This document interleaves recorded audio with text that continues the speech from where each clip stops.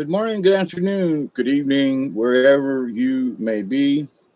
I am your humble host, Mr. David Null, and I greet you always with the love and the honor of the infinite creator. And I continue to pray that each and every one of you will continue to learn how to accept and receive the knowledge, the healing, the wisdom, and the many blessings from the universe. So, happy Saturday to all of you folks out there. Um, Happy July what day is this today? July 24th. Okay. It's currently 76 degrees here in South Georgia. It's a little bit muggy tonight. The moon is coming up over the trees. I can see it out the window there. And I had conversation the other day that I want to make sure that my microphone is working. Hello, hello, hello, hello, hello. Alex, can you hear me? I'm using a different browser and I had to reset everything. And Ed, happy Saturday to you as well, Ed. Can y'all hear me? I'm guessing. Well, maybe not, but okay, sound is good. Okay. Yeah, the full moon's coming up, and I was on Milky Way Soul Tribe earlier. I missed it. My clock in my house over here. I do not spring forward or fall back. And so I look at my clock and I forget sometimes it's an hour difference. So, but anyway, in one of my videos, I think it was the last video I did about building bridges. I was talking about language, and I don't know, hour 3 or 4 or something in there. And I'm going to try my best not to repeat that. I don't think I could if I wanted to. But I've had several good comments and remarks and so forth from folks.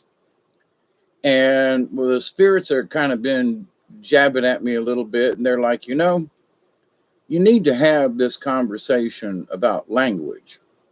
And it's like, what do I mean? What do we mean about language, right? Well, y'all hang on a second. Johan, everything's different on this dead gum. I'm using a different browser, so things are different. The print's smaller. There's just stuff that's just different. And so bear with me a minute. I'm going to see if I can't change a couple of settings here, but that's part of it.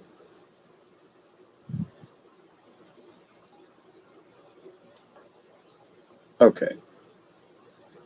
Hi, Johan. How are you? Candy, how are you? Spell. Yeah. Under a spell, in a spell, or some of us don't know how to spell, But anyway. Hang on a minute.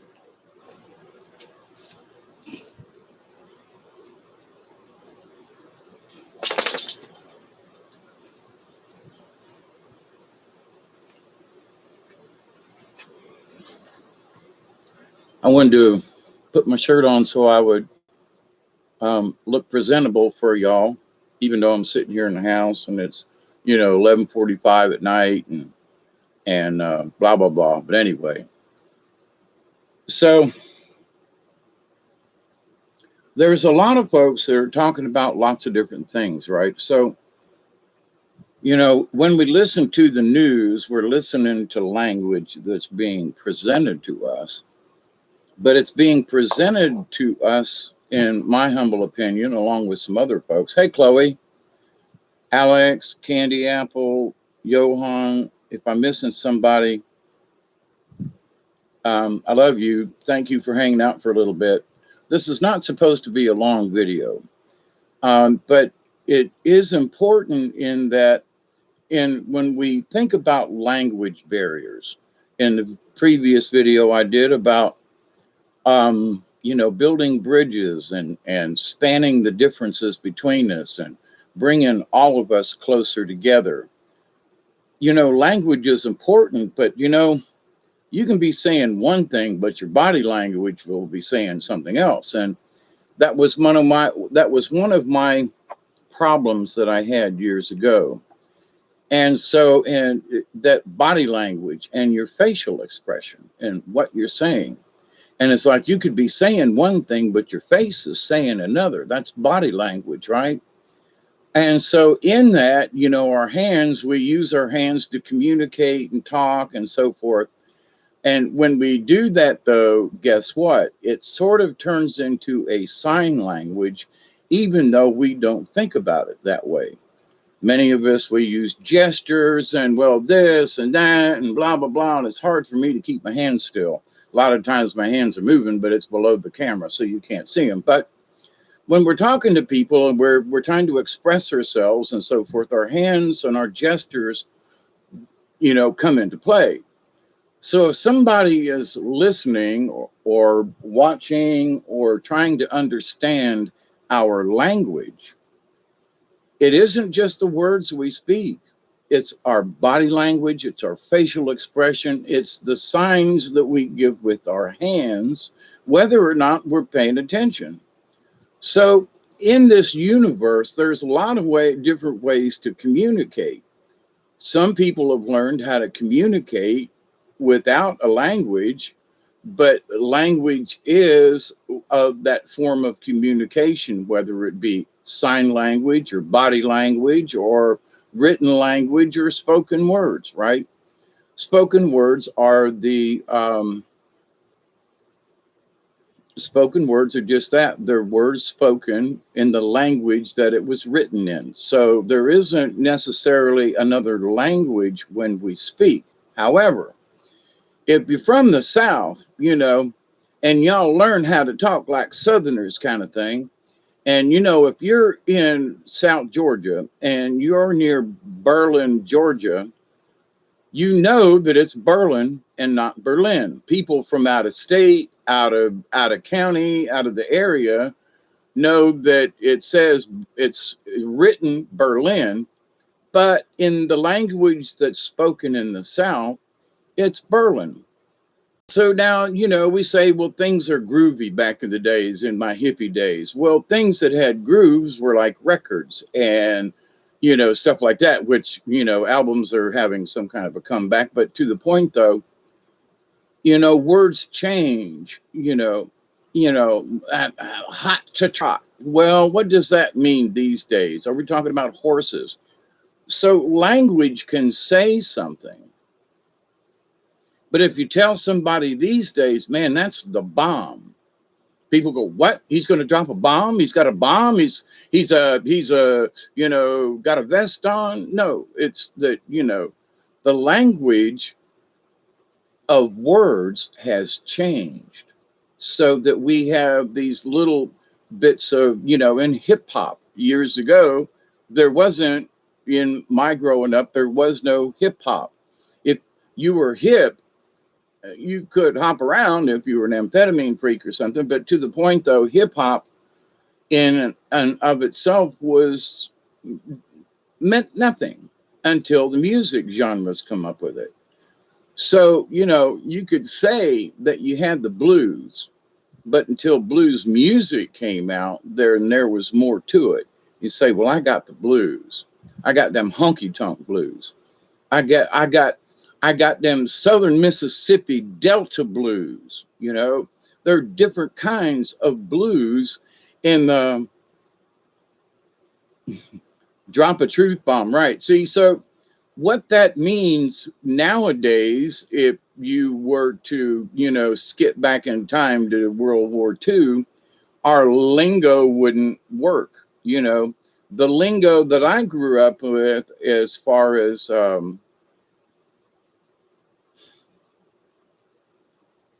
oh man, it's a gas, right?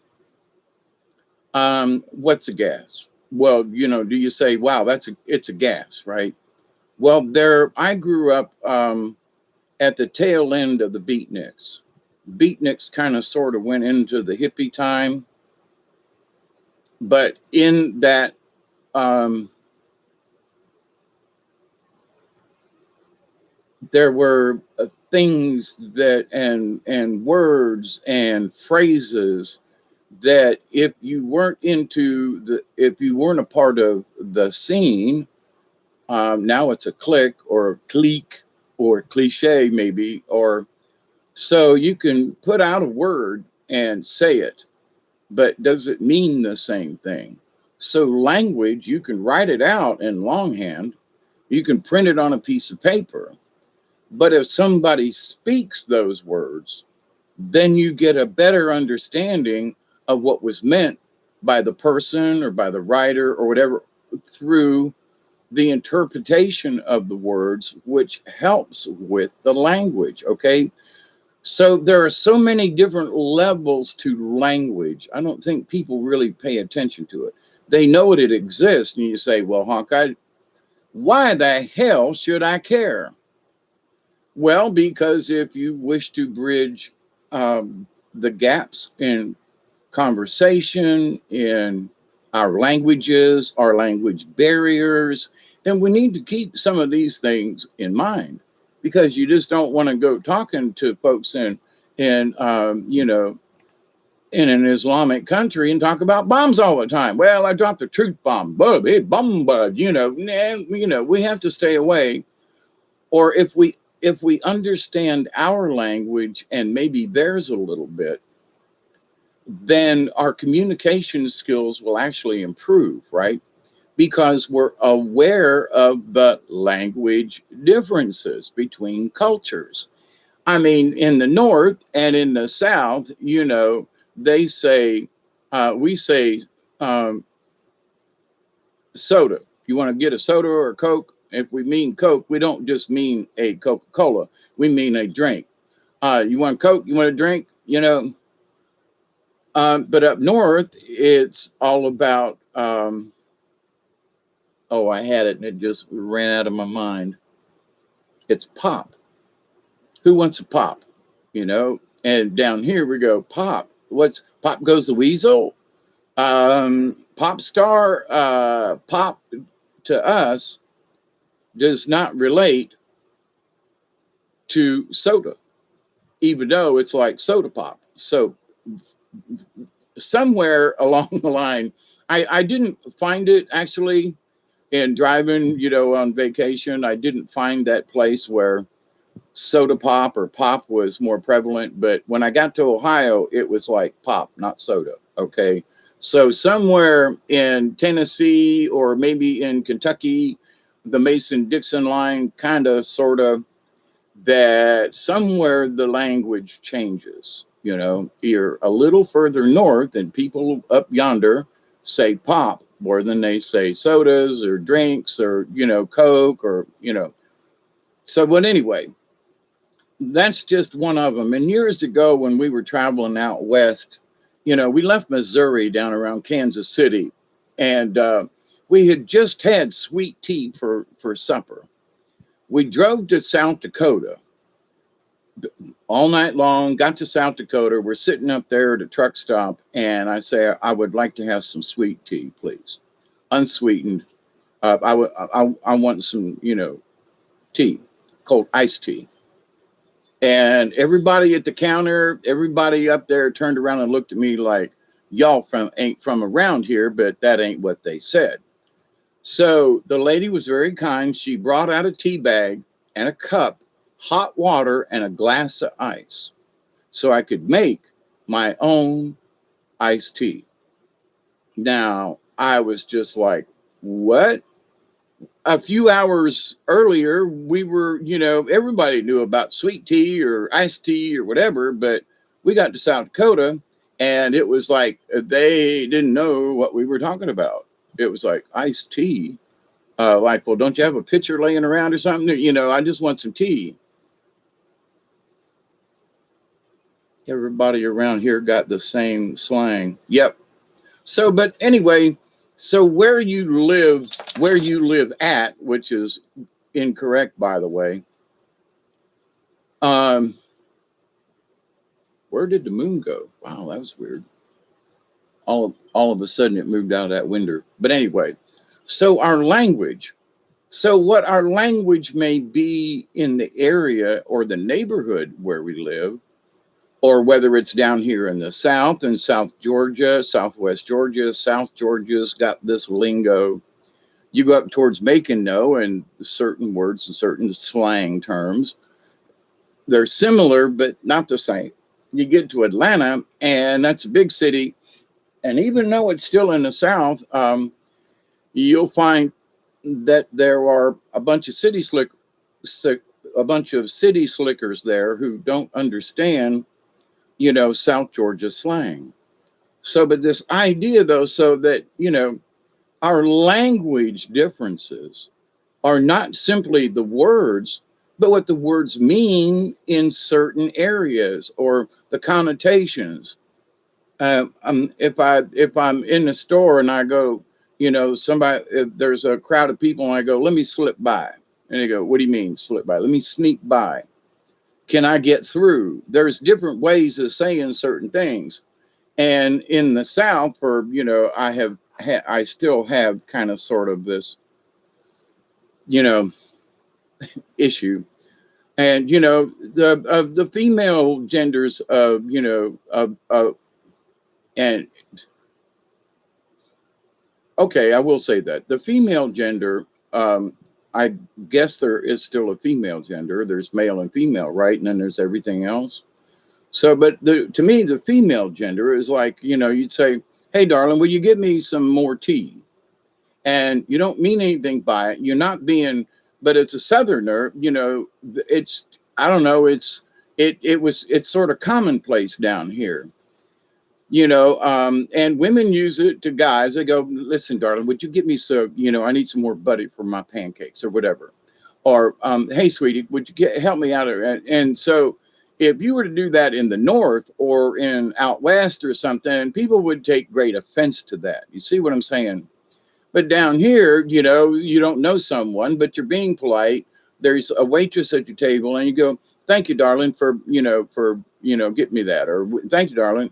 And other folks would want to slap you, like, what are you doing? So certain terminologies in certain areas can be okay if you've lived down here and you understand what Southerners do and that kind of thing. So it's not an affront. It's not an offense.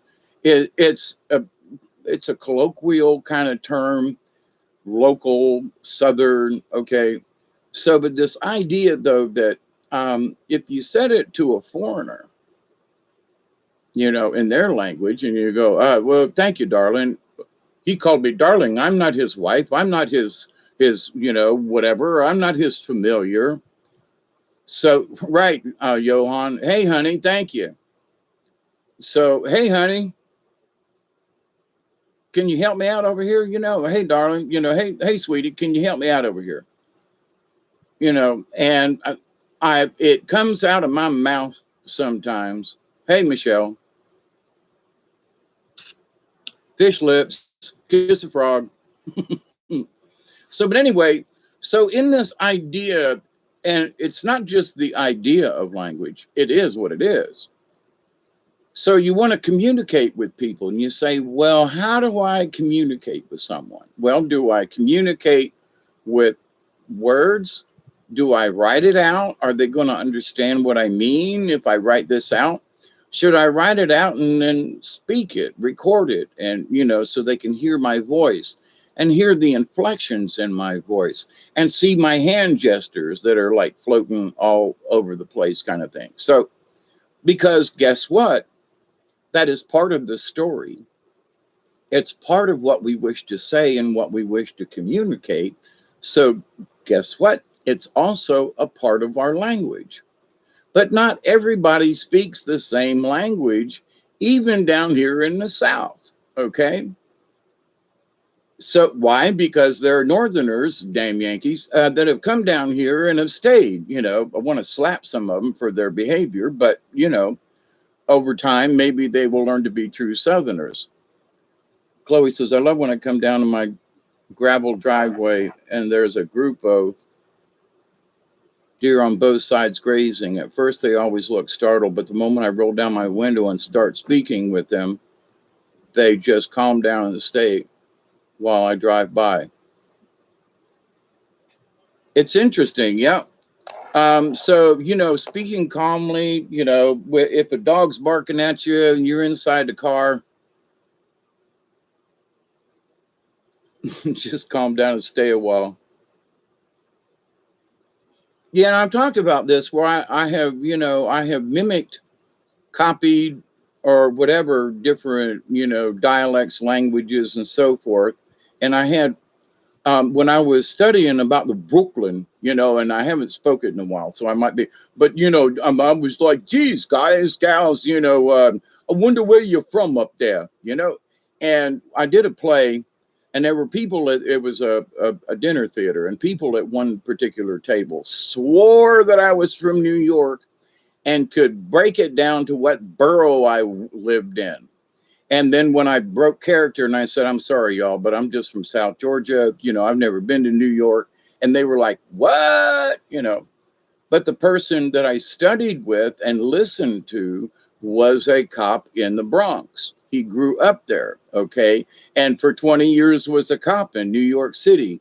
So I listened to him because I was trying to copy, emulate him. And I must have got it so good that even New Yorkers thought I was from there, So, but anyway, same thing with, learning Cajun and speaking like that. I've had some people go like, oh, where are you from in Louisiana? And I'm like, I'm not, I just, this is just, I've developed this language, this speech, this whatever. But here's the thing. So the Cajuns have their own, quote, language. Southerners, in a way, have their own language. As much as folks don't want to admit it, but Black folk have their own language. Okay, the Southern Black folk have their own language, and it includes looking and certain head, or well, my mama told me, and they got their head bouncing around. So it is. Hey, Max, how are you? I was thinking about you today and trying to find your channel. So, but anyway, I'm hoping you're doing well, Max.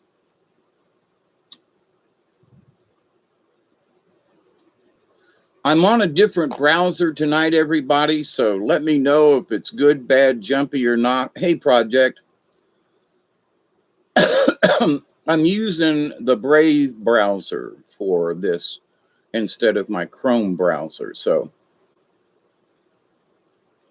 but anyway, so I wanted to try it out. I've been trying to do some other stuff, and anyway, but so browser, and it had to recognize all my cameras and microphones and so forth. But anyway, so but in the language, then there is the language of love, okay? And you go, well, wait a minute. Now I've been in. Hey, Miss Pearl, I couldn't understand my Alabama relatives until I was 15 years old. I'm from Wisconsin. Yep. There you go, Delaney.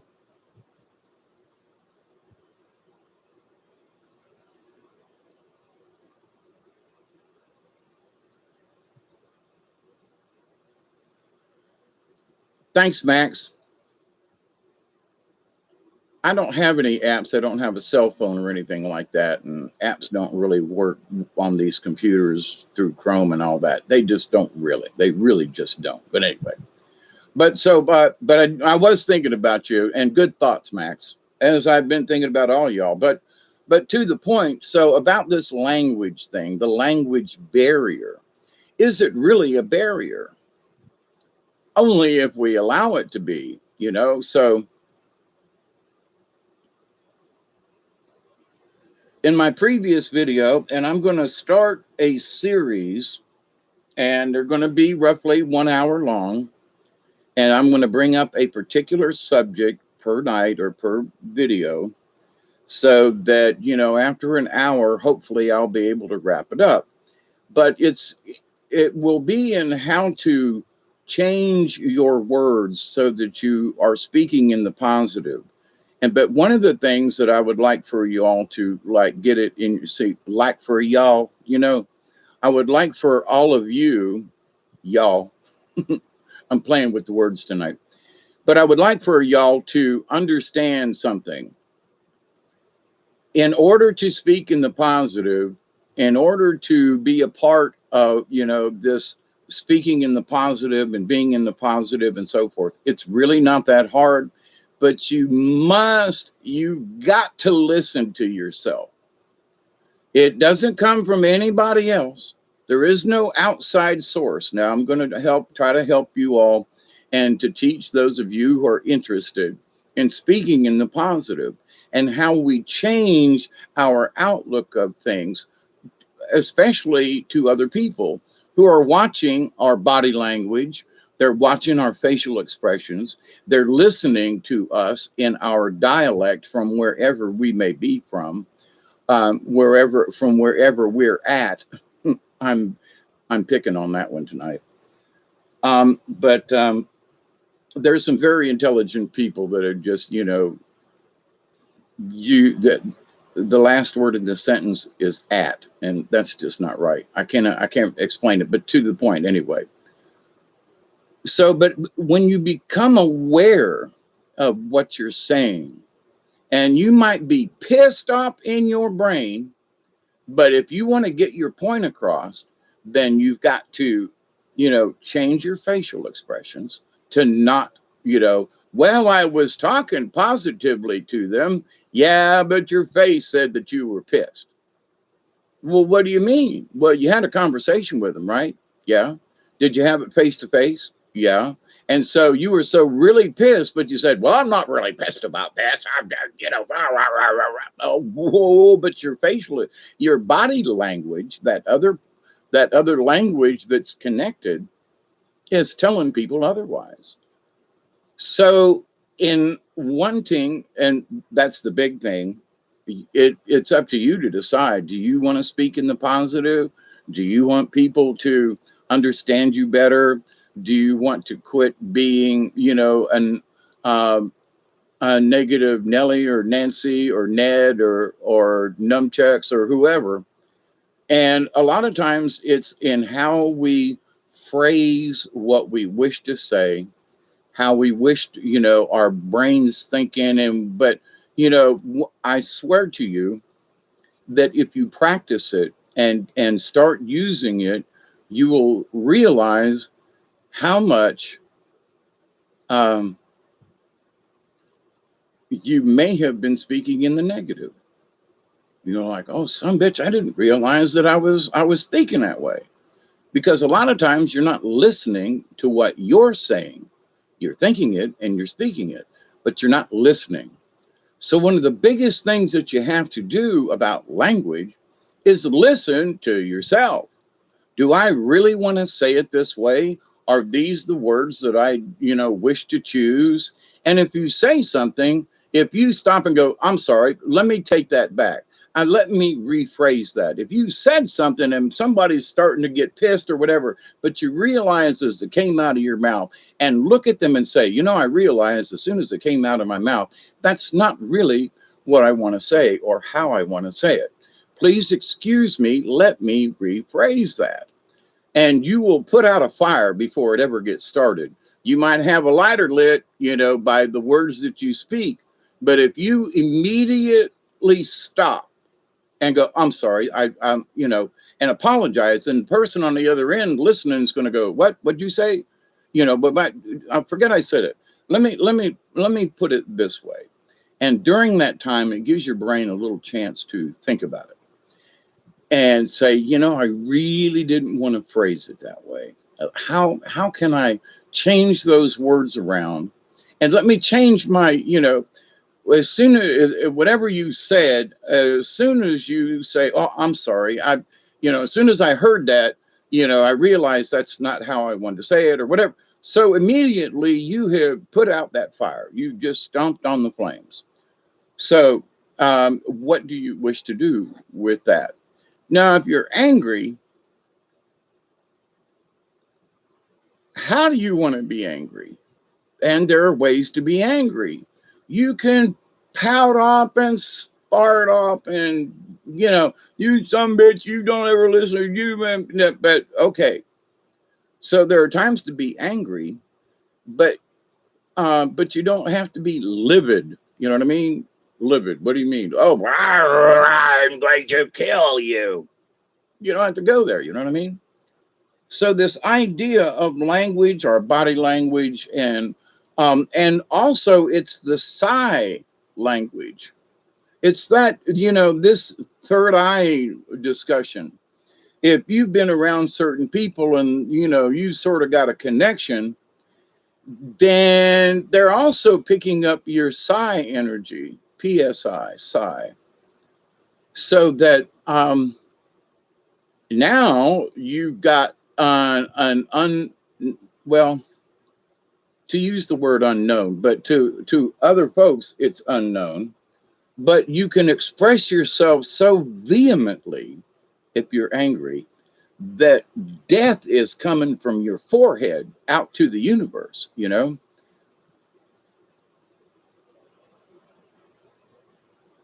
You tried to share it here, but it won't work. Okay. Sorry, Max. To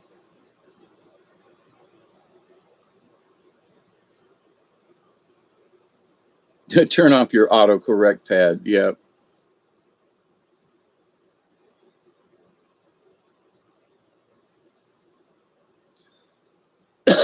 But so anyway, with this conversation, and in a way, I'm going to try to do sort of like classes so that this hour long discussion is going to be in speaking this way about something or So, but anyway, because I've had several people go, thank you for what you said during that long video you did the other night. And I realized that even as I was saying it the other night, that there are people who probably would really not want to listen to 3.5 hours to catch up with what we talked about or what I discussed and what I hopefully I was sharing with y'all because y'all were interacting. So, but anyway, and how we present ourselves to the universe. And, quite frankly, people say, well, I don't give a shit what other people think about me. Yeah, but you should. Well, but I don't. Do they care about the clothes you wear, or whether or not you smoke weed, or no, that's not. But you should care about what other people think of you, and they go, well, that old hippie down there, old Dave. He's this old hippie, but he's a good guy. So in listening to the neighbors, and so there are people who know who I am that I don't know who they are, but they know who I am. And I'm that old hippie, but I'm okay. He's cool. Dave, he lives down this, 2-lane track down there in the edge of the swamp. He's okay. He's a little strange, but he's okay. So do I care if anybody calls me an old hippie? No. But do I care whether or not people think badly of me and think that I'm some kind of terrorist or child molester or that I'm a murderer? Or I do care what people think, you see. So people say, well, I don't care what other people think. Actually, you do. And you should. Because if you're trying to bridge the gap of conversation and bringing us closer together, then you should care how you speak. Now, well, I don't care what they think of me. Okay, if that's, but so you're going to project that. Okay, so if you forever want to,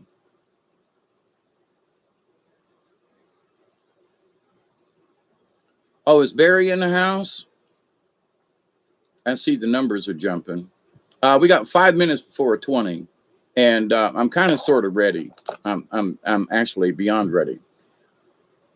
So this here conversation about language and that language is just more than words, So this is sort of the beginning of this series that I'm going to be doing about language, conversations, how we speak, and so forth like that. And I promise I'm going to do my best to keep it an hour or so with the conversation so that, people can listen or watch and, and not have to try to find it at the end of a 4-hour show, which is, I've had some really good I've had some really good information that stuck at the tail end of 5 hours, So, but anyway, with that said, though, there's the language of the universe. There's the language of the stars. There's the language that we get in here when we speak to our elders, when we speak to the spirit guides. And one thing I would like to say about spirit guides and the language is make sure that it's the same spirit guide. Make sure it's your spirit guide, not somebody else's. And how can you tell? It's because you can tell by the language that they speak to you and how they present certain owls for discussion or topics or whatever.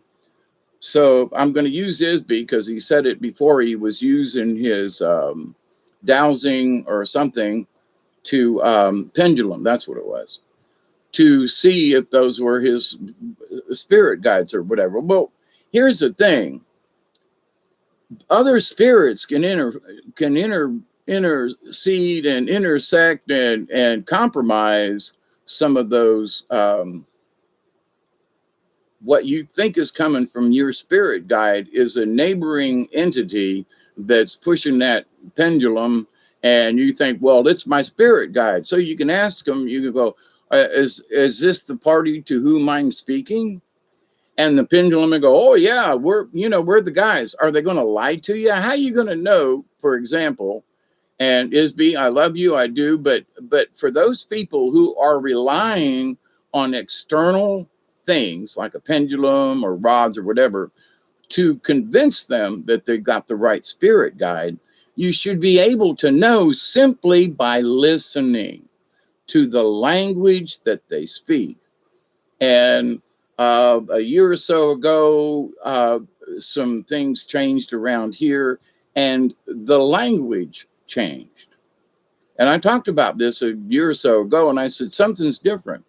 And I said, I ain't listening to these sons of bitches till they get it straightened out. And so, because I was getting some false information. And for whatever reason, there was another entity that was screwing around and trying to get in. And, oh, I'm the right one. I was like, but you've never spoke to me this way before. You see what I'm saying? So you can use pendulums and you can use all these other types of things to, quote, confirm your spirit guides. But if there's somebody that's interfering with you and it ain't your guide, then how you going to know? They're going, oh yeah, I'm the one, when actually it's it ain't. So we have to learn about language, not only in how we speak it and how we understand it and how we wish to convey those messages and language and discussion. And we got 1 minute, so it's 20 after. Spirit games, yeah. Max, just 10 minutes or 10 minutes, 10 cents. Have you come across the spirit game thing where people think they're talking to the same spirit guide when actually there's been some kind of confusion or interruption or whatever, right? Have you seen that yourself? And is that what you mean by spirit games? Is kind of sort of how I took it. No better way to practice my telepathy.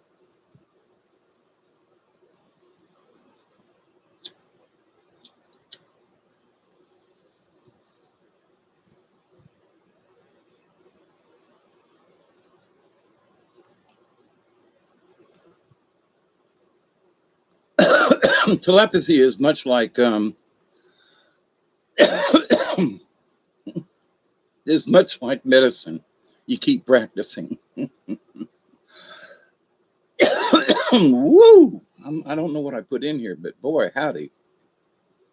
So, but anyway, in the discussion about language, we have to keep an, we're always must be aware that there are different kinds of folks that are wanting to chat with us.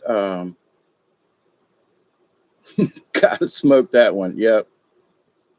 Fire in the hole. Yep.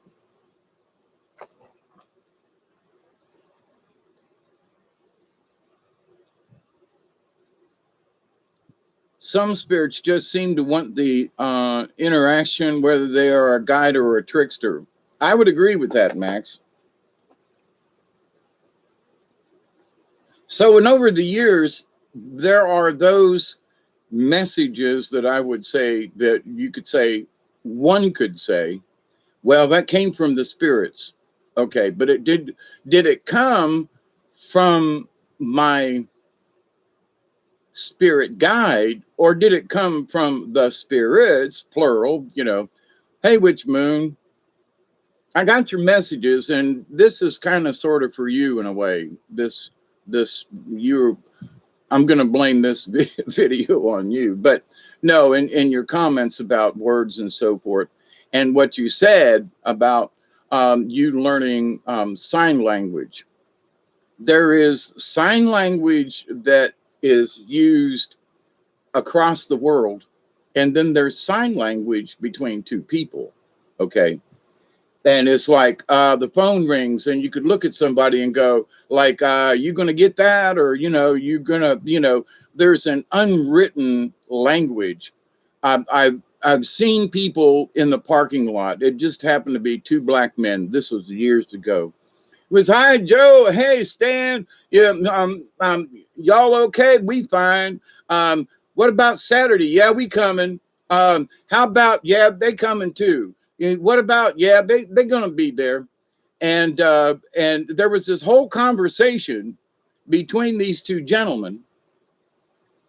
And if you will watch the old black and white not Jackie Chan, Charlie Chan, there is his sort of butler, driver, whatever, that doesn't necessarily travel with Charlie, but shows up, right?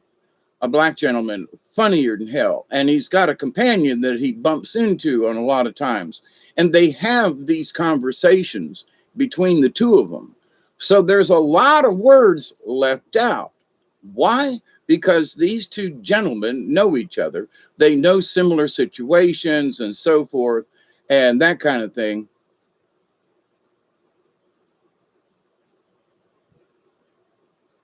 I'm a good guy, a good trickster. I wouldn't admit to that, but to the point though. But anyway, so in the language of love, in the language of hate, in the language of despair, if we are feeling despaired for whatever the reason, like I've been recently despaired over how damn much water we've been getting. We had, there's water in my backyard again, and there wasn't 2 days ago because we had flash flood warnings and 3 to 4 inches of rain in a couple of hours yesterday. So we didn't have any rain today, knock on wood. But there's water in my backyard for sure. I mean, literally, there's good bit of standing water, which is it's not a bad thing, but it was like I was surprised that it's there. But anyway, but from yesterday's rain and accumulations and so forth. But anyway, in the language of the universe, though, we must understand that our tone of voice. Do we speak in a monotone? Do we speak to are some of our words too excited or so we have to be careful in our tone of voice regardless of the language we're speaking in. I remember back during the Vietnam War days and stuff where guys were coming back and they were going, they were, learning bits of Vietnamese while we were there. And they would warn me and go, you could say this and it means this. But if you change this little word just a little bit, it means something like, I just humped your grandma. And they'll shoot you for that. Whereas you were asking for you thought you were asking for another lump of sugar kind of thing in your tea. So we have to be careful, that Simply because we know the words, do we know the inflections to those words? Do the people who are listening to us understand our inflections and what we mean? And that, and sometimes we have to say, look, I've been in a crappy mood today. Not that me, but I mean, if you're speaking with someone and you go, I've had a bad day today, but I want you to know that I want to say this in a positive way to you. So what you do is you warn them ahead of time that just maybe your actions, your facial expressions, or maybe your tone of voice will be different than what you intend. So you don't mince words. Uh, I tell it like it is too, but there are ways you can say it and somebody will want to stab you, or you can say it and they'll fold their arms and go, well, okay. You know, there are different ways of saying it, but you can say it, the words, but how you say it can make all the difference. Now, for those folks who say, I just don't really care and I'm not really interested and all that kind of stuff, okie dokie. But let's understand that language in the chat room, language to our friends, language to others we wish to reach out to, all of that is important, you know. So I'll tell it like it is, but I try to find a way in such a way that I'm sure that I have offended some folks with some of the stuff that I've talked about. But in the long run, I'm actually I want to present it in such a way that please just think about this. So the future karma that it seems like has been coming up, interesting. But our future karma, how do we want people to remember us by?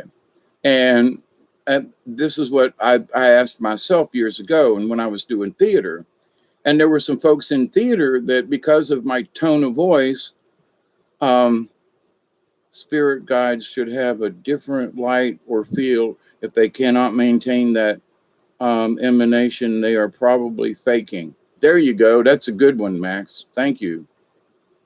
Um, Thank you, Witch Moon. Tactfully, you can say something and point and put, but you can do it tactfully. Exactly.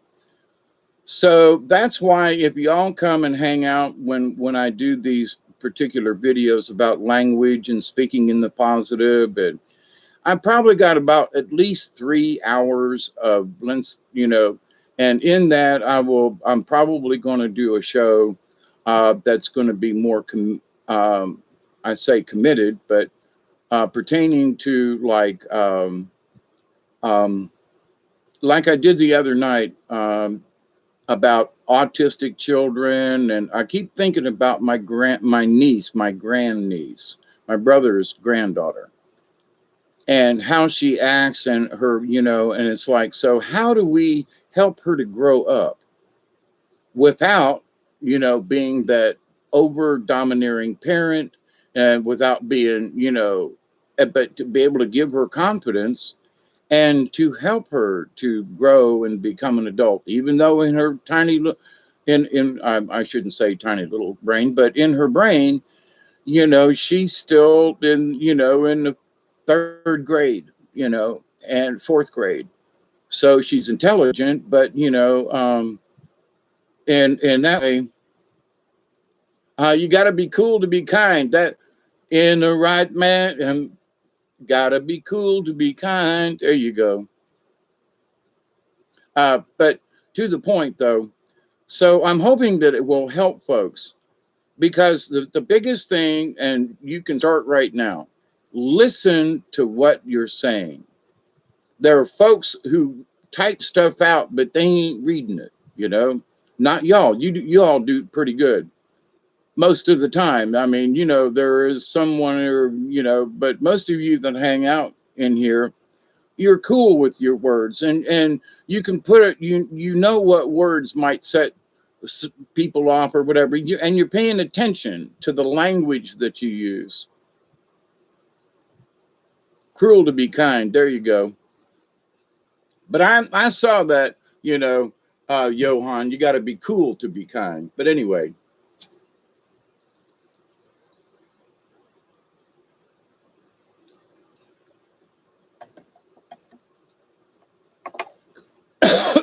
then there is the language, if you will, of music. There is the language of song.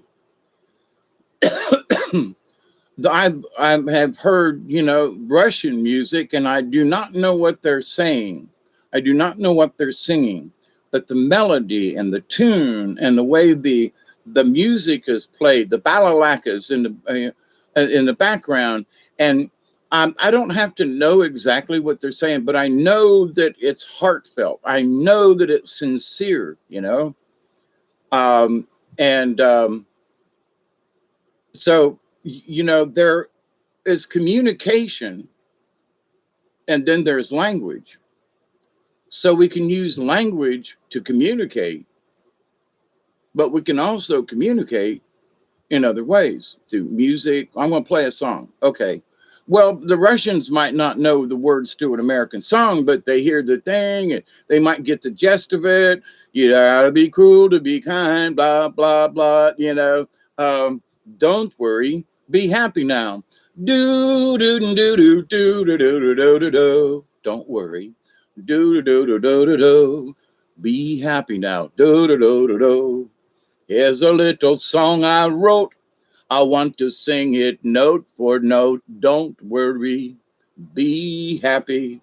Don't worry, be happy now. Do do do do do do do do do do do. But anyway, so to the point, they might know the tune. Uh, you know, um, the Rolling Stones Paint It Black, right? That song has been played in so many different instances. You don't, people know by the song and not by the lyrics, dum dum da bum bum bum bum bum bum bum bum bum bum bum da da da da. They know the tune, you see. Whether they know all the words or not, they got it. So if they hear that melody in a movie or a thing or a show or something, they're, Paint It Black. So there's something else in there, right?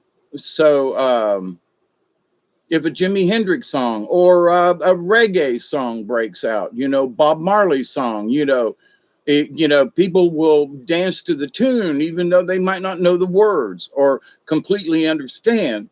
But there's language in that, and guess what? It communicates something. Love or hate, or you play the Star Spangled Banana and everybody stands up, salutes, takes their hats off, supposed to. Yeah, I don't stand up anymore. People say, well, why not? Because my back hurts. And if you think I'm sitting down to make a statement, the statement is I'm old. And I think standing up for this song is stupid. Put your hand, take your hat off, okay. You mean I can't be patriotic unless I stand?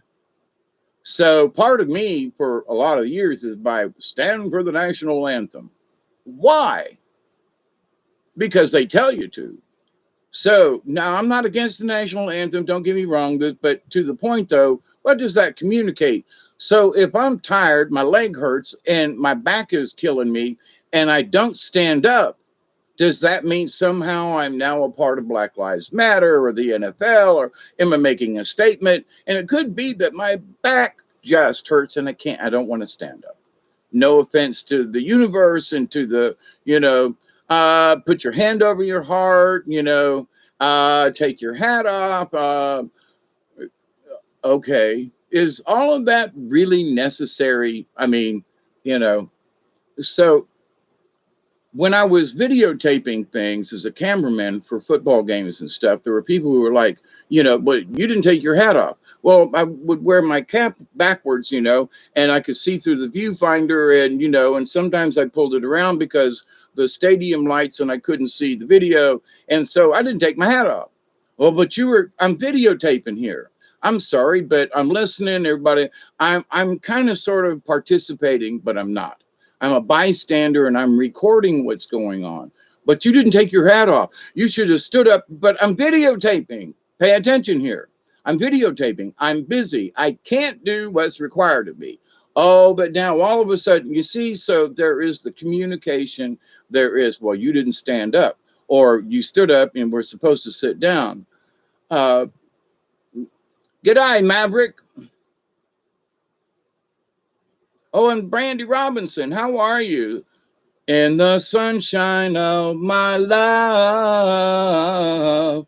Da da da da, bum bum bum ba da da da da da, bum bum bum bum bum bum. It's getting near dawn. Do do. Okay. But a trivial question for tonight. Who did that song?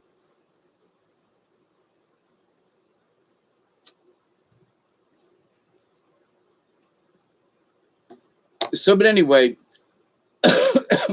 so there's language, but what good is language if we can't communicate what we wish? So we can do it with music in the background. We can do it with pictures. Okay, so nowadays we have cameras. I'm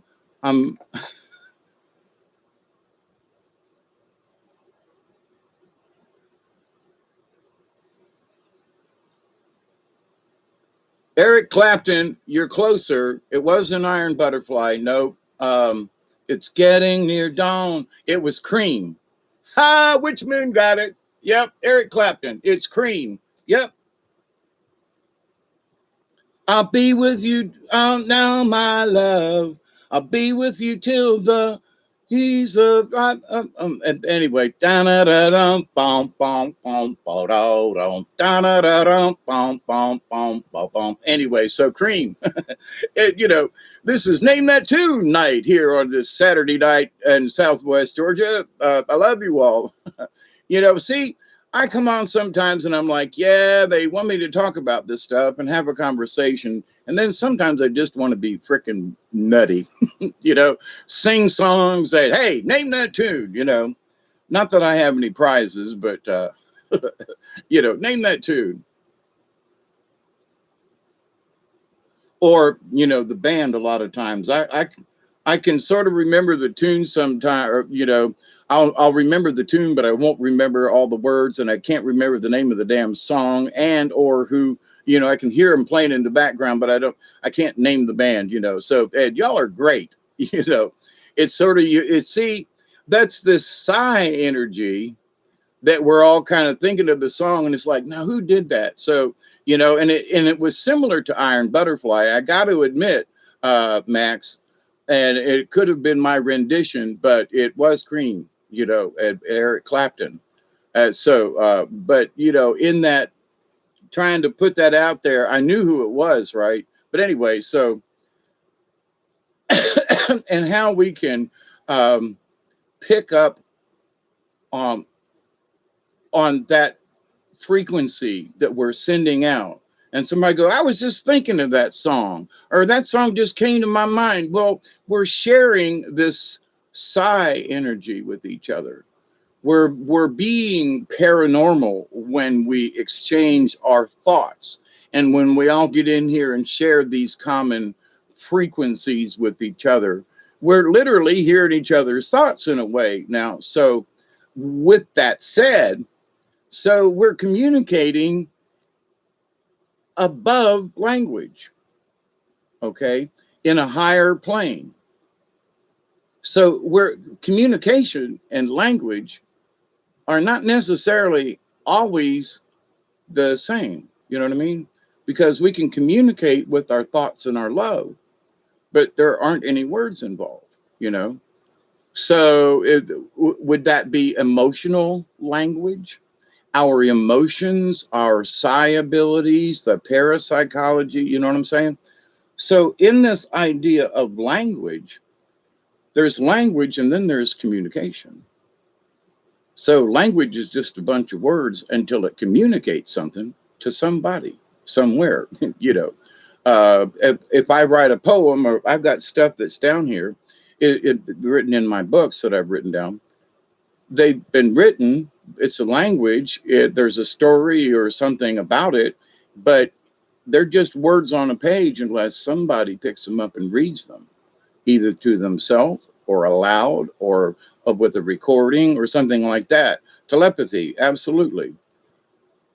But I'm not trying to communicate individually with y'all, but we as a collective are sharing that energy. And that's why it's, to me, it is telepathy, but it's sort of a shared psi experience. You know what I mean?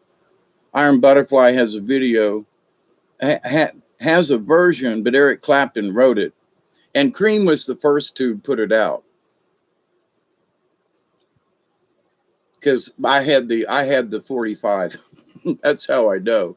It was like, who are these guys? The Cream, and I might actually have a tape of them, like an original tape, cassette tape. That first album with that song on it, there's a couple of others that are trying to play in the back of my brain. There were some really good songs on that album, by the way. And I can't remember the name of the album, but Cream. Sometimes when my husband is at the store, I'll think, please pick up such, and he comes back with it or similar item. Yes. And see, and that's good, because if you have that kind of connection with anybody, but especially with a spouse or, a sibling or something, close friend, it's even better, So agreed to that 100%. But it's not just a spouse. You can do it with anybody. But to your point, Witch Moon, I think it's great that you and your husband have it. I do. So there have been people that I have just met, and like my nephew Andy up in Tennessee, there were things he looked at me and goes, I'd start to say something, and he goes, wait, I think I know what you mean. And he was literally listening to my thoughts. And I'd go, yeah, you got it almost right. I'd be like down to the words in my head kind of thing. And so this idea, though, that it's a shared experience when we communicate with all these different types of languages. So you see, but how many of us have stopped to think about it? Well, I have, because of puppet shows and what I've learned from the legend keepers, that a legend is repeated, recited word for word, where a story is not. Here's a mythical story. Okay, here's a story about Rabbit. Okay, there's the legend of Rabbit. Okay, now that when you use the word legend, to the legend keepers, they say, well, it's actually a story based on a legend. What? Wait a minute. Stories are stories, and they're based on fact or legend, but to the elders of the tribes, a legend is the truth. A legend is, how they have told these stories for 3,500 years, and they're still telling the same stories. And they refute, they're not stories, they're legends, but to the point. To other people, they're just stories, but they're not. So in the language of peoples, a legend to native tribes is some serious shit. But if you say, well, this is the legend of Rabbit, is it, or is it a story? So I've had many conversations with many, many, many different medicine people and native folks from different tribes and powwows, because I wanted to understand, when I used words at a powwow, if I said, well, this is the legend of the rabbit and the tortoise. And so someone out there, Hopi or Navajo or Tlingit or somebody, go, nah, that ain't right. So I've offended someone because I've used the wrong word. When I understand what it means, but to what the native peoples understand, it's different. So not only do I, well, everybody says, well, the legend of, Hercules. Well, but the legend of Hercules could very well be based on a lot of fact.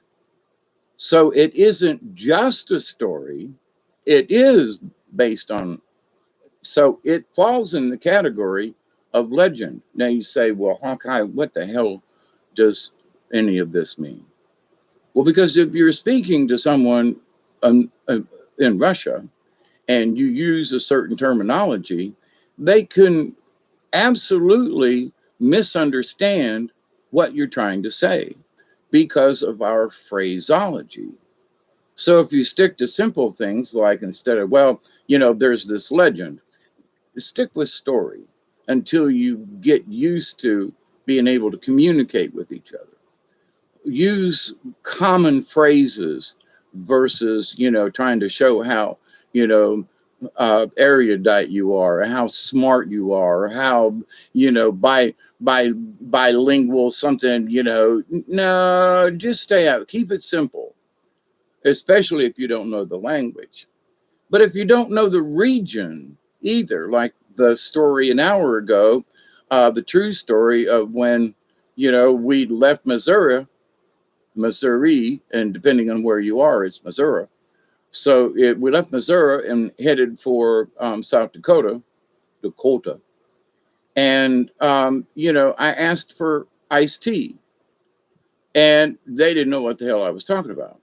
So within 500 or 600 miles, or maybe it was a little further, I'm not quite sure, but we crossed into a different zone of language understanding, but it's still English, it's still, quote, American, but it's Northern, it's almost Canadian, the way they spoke, then I was like, well, that's interesting. So even though we're in South Dakota, I have been to Canada, so it was like, I think I'm in Canada, even though I'm in South Dakota. So for me, that mindset was like, oh, let me adjust this, so I'll be more careful with certain phrases and phraseologies and things, because I don't want to offend anybody, and I want to be able to communicate. If I'd have known that, that they didn't have iced tea, for example, the lady brought out a cup, hot water, a tea bag, and some ice, and make your own. And I would have just ordered something else, you see. So, but she tried to make me happy, and I was like, I made the tea, and and I used the ice, but it was just interesting, right? So our language, but what we want to communicate, actually, I wanted something cold to drink, and tea just seemed like the best thing to ask for at this truck stop, right? When I ended up with, something else to, quote, quench my thirst, because the tea was making and all this anyway. In thinking about that, and in thinking about the storytelling of, native stories, of legends, of other stories, in my wanting to communicate with other people through stories when I was traveling around, I had to make sure that certain words didn't upset the population. And now here's one that this honest to God happened. I've got a puppet called Larry the Leprechaun. Now, if it's Larry, okay, but leprechaun, so the first thing out of your brain is going, leprechaun. Okay, this is a story. Okay, this is a far-fetched something. This is a story because it's got a leprechaun in it. Okay, all right. So we're off in fantasy world from right off the bat. Hey, Barry. So, but in this story, I called it, that Larry the Leprechaun, only around St. Patty's Day, they could use a magic word.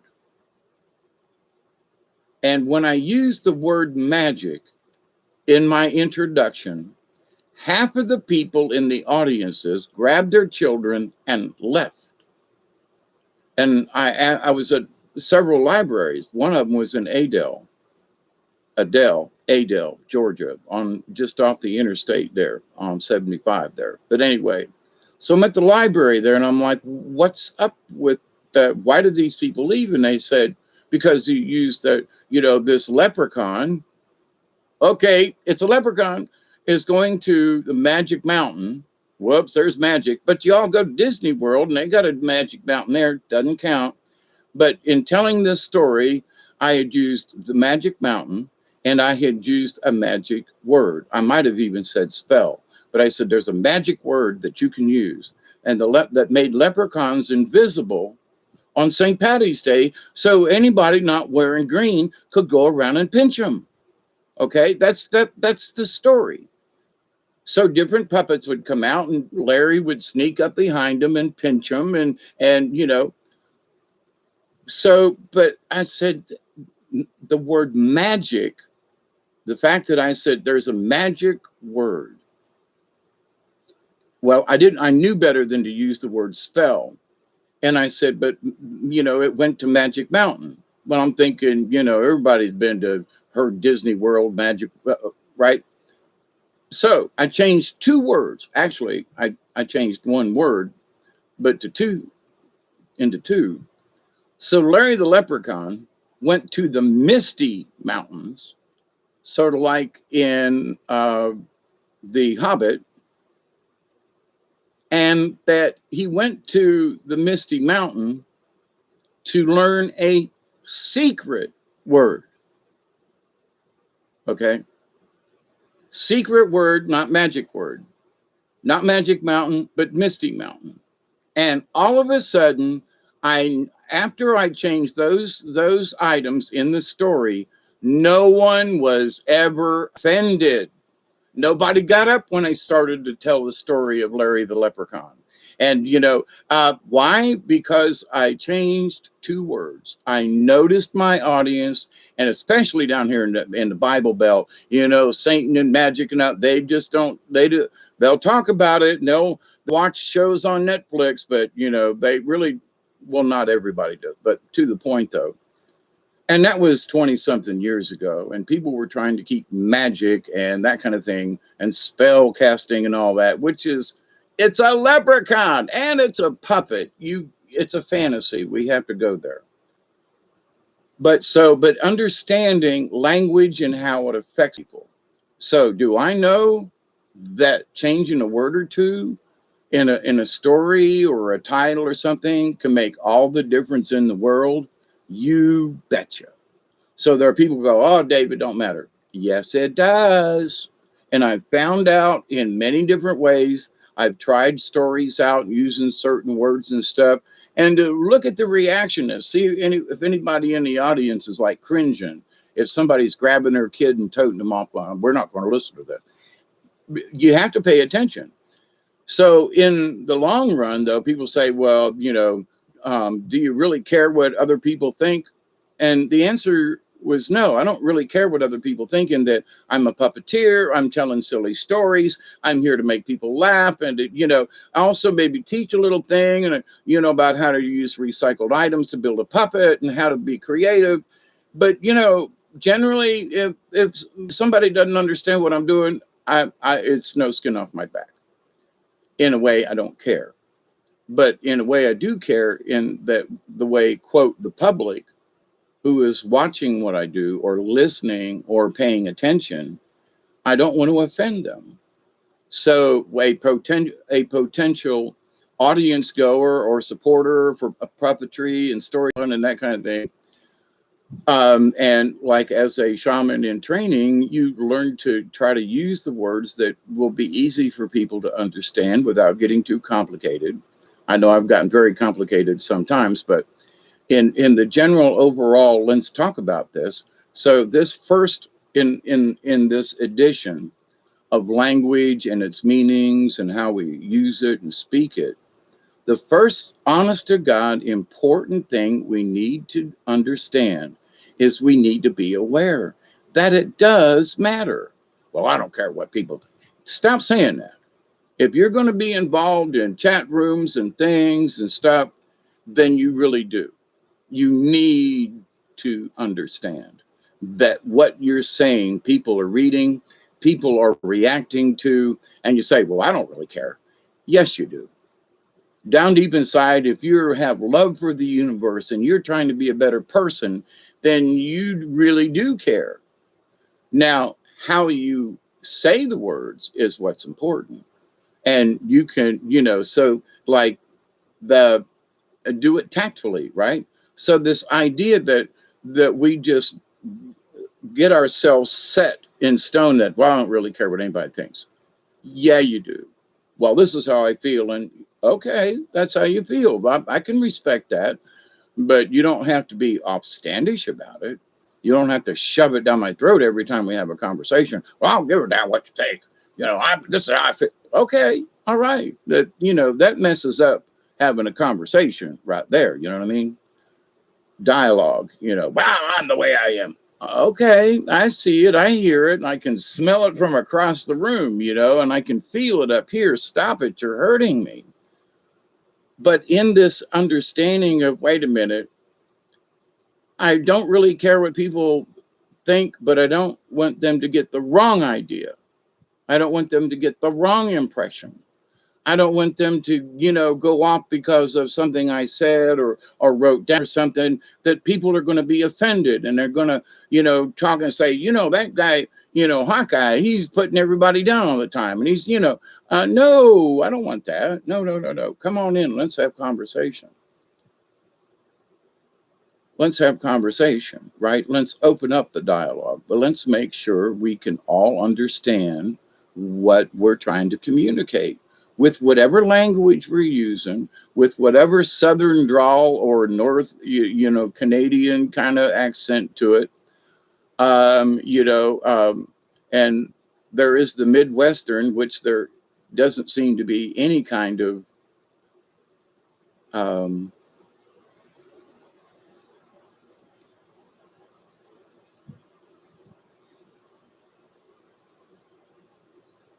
slang, drawl, anything. It's just Midwestern, My sister Amy, God bless her, she has more of a Southern drawl kind of in her speech than some of the rest of the family. But in them living in Ohio, it's interesting that any of them would think Southern, that they'd be speaking in Dixie, I guess.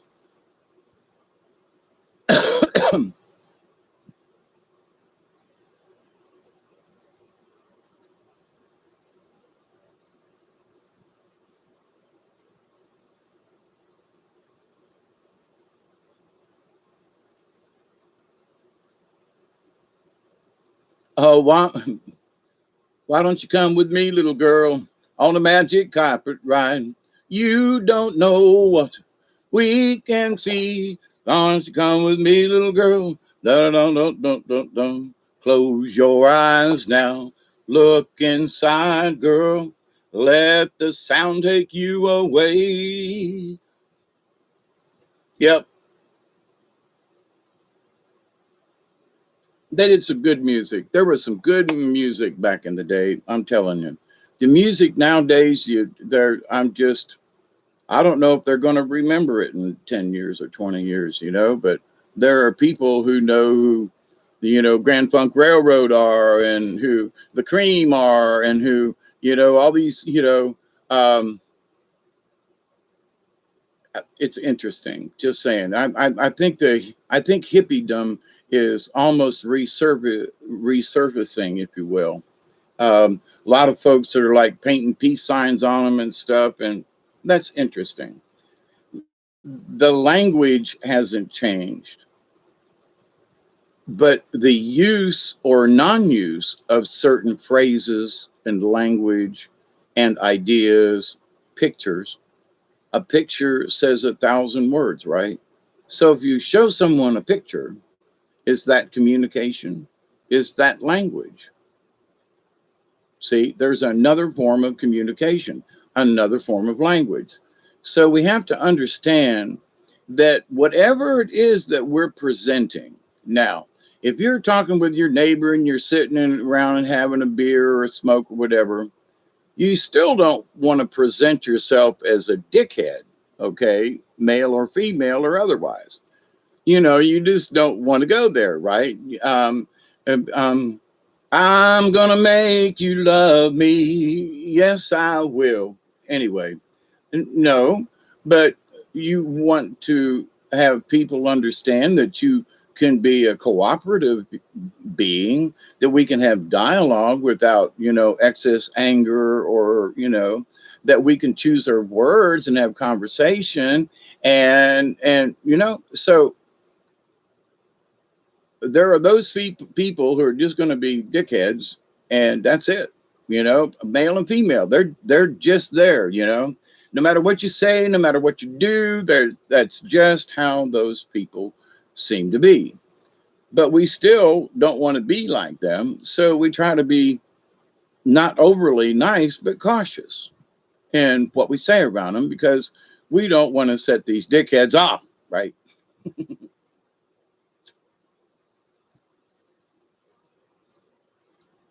By the language that we choose. It's all connected. And then let me bring this next little thing in here. I'm making another garden right now. I'll be back in chat. I know songs never sat down. What?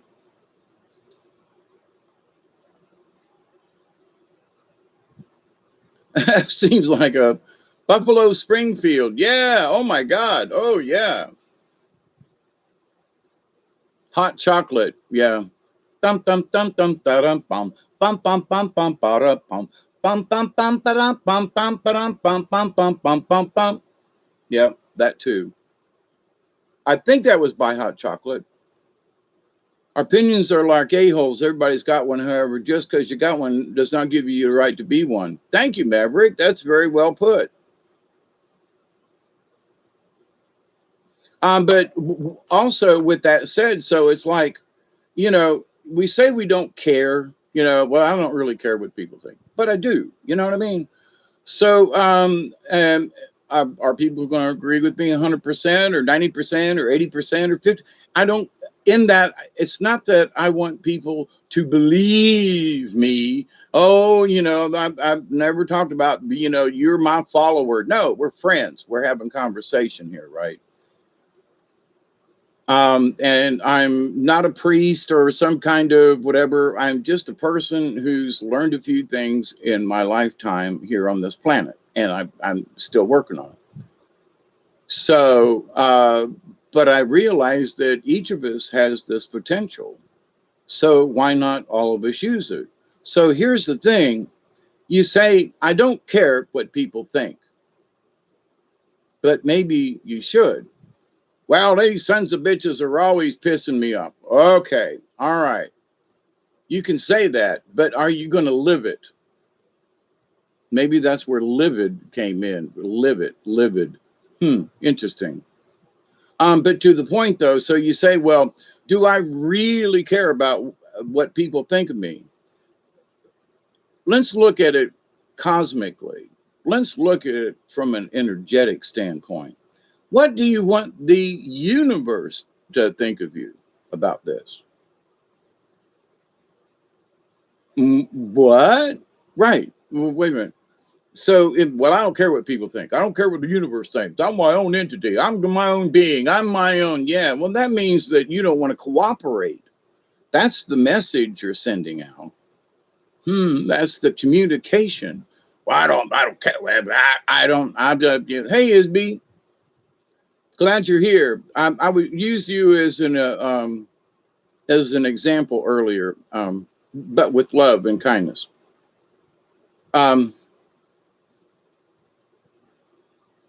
But so in communicating, right, and what we wish to convey to the universe. So in talking in upcoming shows about this and talking in the positive, the idea though is very simple. When you speak in the positive, then your attitude and your intent has increased.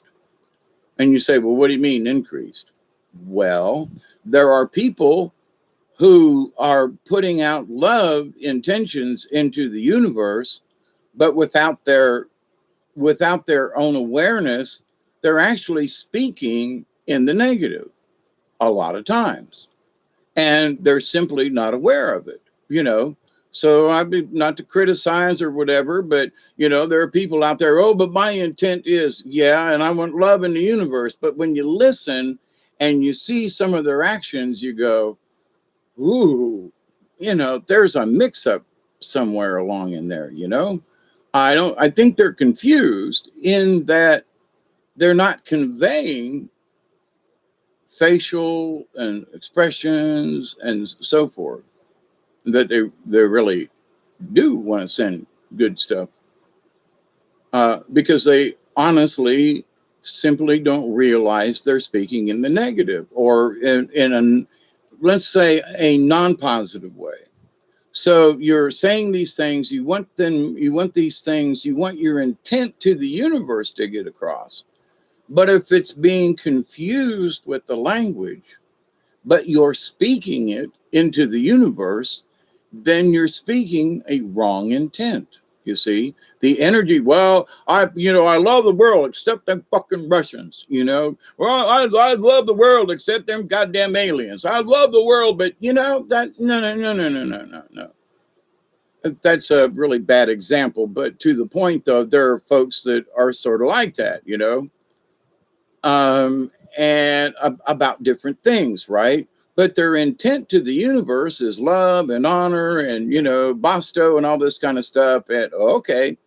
But when you listen and kind of, that's not necessarily what they convey all the time, You can talk in the negative without being negative. You can say, them people, those Nazis were a really hateful group, They, there were some bad folks and they did a lot of bad things, So, but rather than speaking ugly or nasty or putting this energy into the universe, even though they may deserve it, I don't want to put that energy into the universe. We can discuss and say, yeah, them Nazis was a nasty group, and yeah, and, so we can discuss them without having to bring any kind of emotions or fear or anything like that into it. So we have to be careful with how we do those kind of things.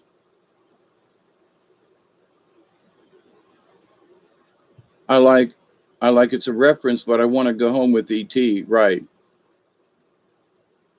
Thank you, Max. Even spirits being negative need love. Oh, that's very profound. Thank you.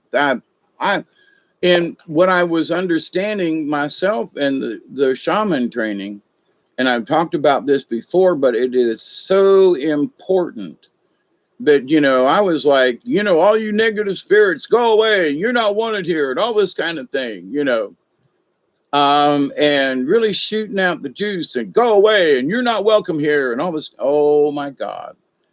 They just attacked even more. It got worse. So my spirit guides were, you can't do that, Hawkeye. You just can't do that. So in learning about this, so what do I do? And it's like their answer and the answer of the universe is simple. You must give honor. And honor to the negatives and giving respect, even though you don't like them.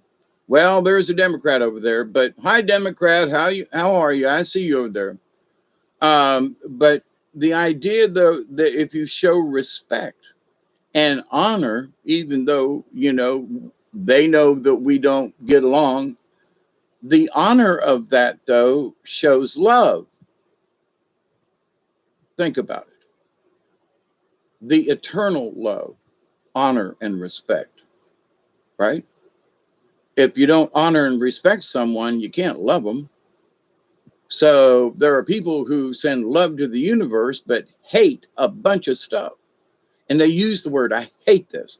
Nah, you might just like it a lot. Or, I really don't like this. But, there are people who continue to use the word hate. There are certain words that as I spoke them, I realized I need to use them only when I truly hate something. And then I might not use it then, because hate is a hateful thing. And the energies and the nasties, and if you say you hate someone, it's almost like you're putting a curse on them. I hate thee for thou, whoa, you're almost pronounced, it's really close, to wishing evil on someone. I hate you, I wish you would die. You know what I'm saying? So, but to Max's point, I think he said it was that, yeah, we just don't feed into the negativity. We smile at the uglies. We give them honor and respect in their own place. And so when I have done ceremonies, I now ask if they're all spirits are welcome. If there are spirits out there who are on the line and are sort of in and out of good and evil, you're welcome to hang around, as long as uh, you know you're going along with, as long as you honor this ceremony and you respect my wishes. See, so I'm not commanding them, and in that, so when I'm saging and doing the circle or whatever, I'm saying to the spirits around me, listen, if you're bad spirits, I would ask that you honor this ceremony and that you respect this space, versus go away, you can't come. I'm commanding you to go away. I said this. I am Hawkeye Two Feathers, and I am the spiritual leader on this property, and I command you to go away. They whooped my little white scrawny ass up and down through the swamp. And and now they have the right to go wherever they want to, right? And I have to respect that. And that in and of that's simple. It's not simple, but it is. That simple act shows love. Even though they're evil bitches and you don't like them, it's still there. They see it. Well, there's respect. Okay. Rather than me telling them, get away, you're not welcome here. No. Just look, y'all can hang out on the fringes if you want, but I'm asking that you honor and respect the ceremony. And in that, they can stand out there and watch me do it. But then if I say, I command you to go away, and I did this, and there are other people who are like doing the same thing. I command thee in the name of Jesus to be gone from me. That just might piss them off. Seriously. Now, if they're on you and they're attached to you, that's different. But if they're in the room, now, if they're trying to mess with you, if you take that I command you attitude, you probably ain't got enough chutzpah in you to be able to carry any kind of command or whatever through. They're looking at, they look at us and go, they command me. Did you hear what that asshole over there just said? I'm looking at myself because I could hear them. He just said he commanded me to lead this ceremony. He commanded me. Yeah, well, who does this little white stinky ass sumbitch think he is? I'll show him. They're already evil and wicked, mean, and bad and nasty. So, go over there and poke him in the eye. You know what I mean? Go poke him in the eye and tell them they're not wanted, But to the point of the love in the universe. So how you convey it, how you discuss it, what ends up from your mouth and your vibrations into the universe, be the frequency you want to receive, right? But if you put out the wrong frequencies from your mouth, then aren't you being kind of sort of part of the problem? So we solve our own issue and we look at our own language. We look at our own method of how we convey it. And we can say, but I don't give a fuck what anybody, if I want to say fuck, I can fucking say it whenever I motherfucking want to. But is it right? I went through this a long time ago. And, I try to keep my language clean because I don't want people to get the wrong impression that even though I was raised like a drunken sailor, Um, on the carnival, since age 13, and cuss words were a language in and of itself. Is that really what I want to project into the universe all the time? Well, I don't give a fuck what they fucking think of my fucking word, and I can fucking say what I fucking want. Okay, well then, fuck, fuck, fuck, fuck, fuck. I'm sorry, but then that's the attitude you're putting into the universe, right? That's what you're telling people to fuck off. You're telling, you're telling the universe to fucking leave you alone. Fuck, well, hang on. Now, there are some times, and I have proven this in other things, but the word fuck is very appropriate, okay? But just as an everyday language word or whatever, and people misuse it, overuse it, and I realized that I was doing it too. And I was like, but wait a minute now, of the group of siblings, I'm the cussiest one of the group, I think, or really close. Um, Andy and Amy are probably, close to me in my cussing kind of thing. But it doesn't have to be that way. And so it's like, well, I don't give a fuck what everybody says about what I think. But wait a minute. At the same time, I'm trying to put love and good energy and frequency into the universe. There's a conundrum going on right there. If you keep up with this attitude, if you keep up with not being aware of what you're saying and how it may be affecting the universe, and you say, well, nobody's listening to me. The universe is listening. If you're sitting in a house cussing at the TV, you're putting out energies into the universe. If you're pissed off, then you're putting it out there, and you say, well, what does it matter? Well, if you understand about this quantum thing, there are folks out there who are trying to create chaos with us. All the time, they're coming up with something new. They want to go back into another lockdown. Most Americans that I saw and spoke with in that 2,000 miles, they just ain't going to pay no damn attention to it. They just going to go, okay. You lied to us for 2 years now, and now you want to get us all scared again? We ain't buying it. We're just ain't. We're going to go ahead and live our lives and hope for the best and stay healthy. And if we get sick, we're going to take or remove ourselves. But to the point, are we going to stop living our lives because there's this little thing out there that we might catch? 1 in 300 million. Okay, just saying. It's been much worse. Don't want it to get worse, and it could have get worse. Of course, there's always the chance of something getting worse. But here's the thing. Do we want to continue to put that energy into the universe?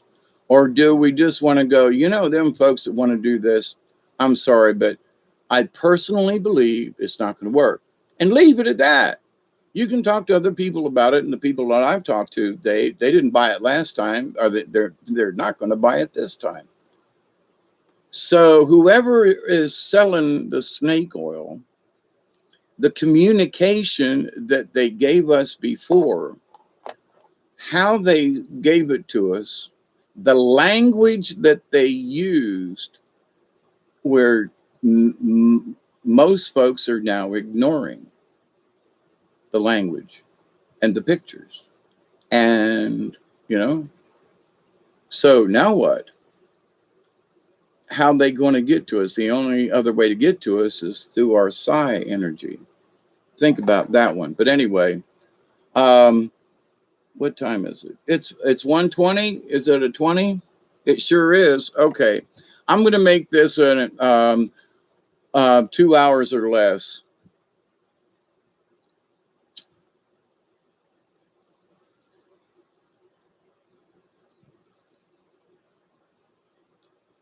Yep. Protest in France and London. Yep.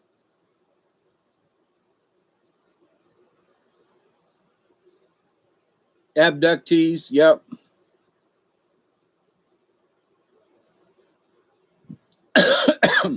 But here's the thing. We have to participate where it's necessary. But we need to stay out of the chaos that they want to present to us. Energetically, yes, we keep an eye on, that crazy neighbor, but is he doing anything? Yeah, no. Is he staying to himself? Yeah. Is he dancing around the fire late at night and drumming with his drum? Yeah. Yeah, he's cool. It's all right. Yeah, that's just old Dave. You know, that's old Dave down there in the swamp. He's just doing his thing. He's okay. He ain't gonna harm nobody. And then there's somebody that's got an AK-47 that's shooting off 100 rounds at a time, and you go, you mean you will try? Yeah, I will try. But the thing is, that's just it. I keep on trying, keep on trying, keep on. There's another 2 or 3 songs that just went through my head right there, but we keep on trying, and it's like if I fail today, if I've lost my temper today, and I got pissed off and cussed at the universe, at the end of the day, I'm gonna be honest with myself and in my daily reflections and go, Dave, that wasn't necessary. Seriously, did you have to act like that? And for me to have that two-way conversation with myself, I go, no. And I'm embarrassed because of how I wish to not lose my. No, I'm making up a situation, okay? But at the end of the day, I'm looking at whatever it is or was or I said, did or didn't do, or and for my self-reflection, I would go, I really could have handled that differently. Now, and in the old days, I would have said, Dave, you crazy, stupid son bitch, what in the fuck did you do that for? I would have said that to myself, which is a lot of negativity and cursing that just isn't necessary, but I used to do it. So now, if we mess up, we need to stop and say, son of a biscuit eater. Oh, I messed up. Damn it, man. I really didn't want to do that. Okay, spirits, I'm sorry. I, you know, I smoked 2 packs of cigarettes yesterday. Jesus God, what was I think? I wasn't thinking. I was, So then what? We just say, I will do better tomorrow. I will do better tomorrow. And I'm sorry for whatever it is I was. It may be, you may not have harmed anyone, but for me, I just could have got mad at something and it went out to the universe for me. But to the point though, could have handled it differently. Yeah, because I bought into the chaos. You see, they want that chaos energy. So if it pisses me off and I throw it to the universe, then they won.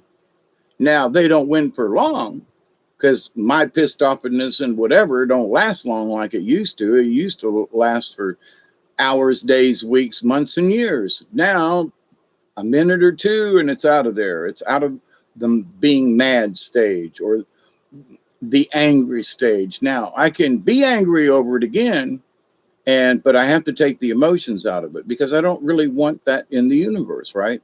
So you say, well, okay, Hawkeye, and it's up to you. Nobody's making this decision for you. It's up to you whether or not you wish to change this behavior that society has brought to us by speaking in the negative or the non-positive. And we just simply don't understand that we've done it, you know. And one of the things, for example, certain words like, well, I can't do this. Well, can't never could, you know. The change is I don't know if I can do it. That's the honest statement. And you're convincing yourself in your head by using the word can't that you can't do it. So I came upon that when I was climbing down that mountainside to go to the waterfalls. But the idea is, though I can't do it, I was like, I'm not sure if I can.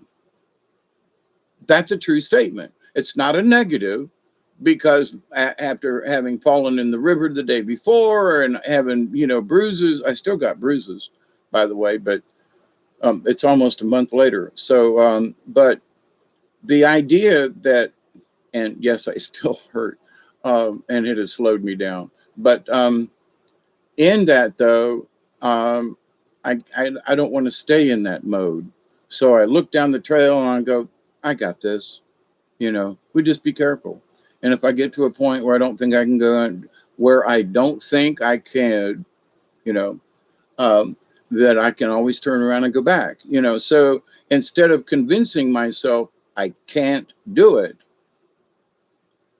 then I'm already over one hurdle because I've changed the direction of my thoughts and my words. I'm not sure if I can do this. That's okay to say. I'm not sure. Nothing is ever really positive, right? You could tighten up a bolt and go, well, I'm sure I can tighten that bolt. And then you put a wrench on and you start turning and you find out it's stripped and you can't tighten it. I mean, in mechanics or whatever. So there are things in this world, if we make up our mind before we even try to do them or suggest to our subconscious, that affects our language. It affects our mood. It affects our facial expressions. It affects our reactions to other people and what they say.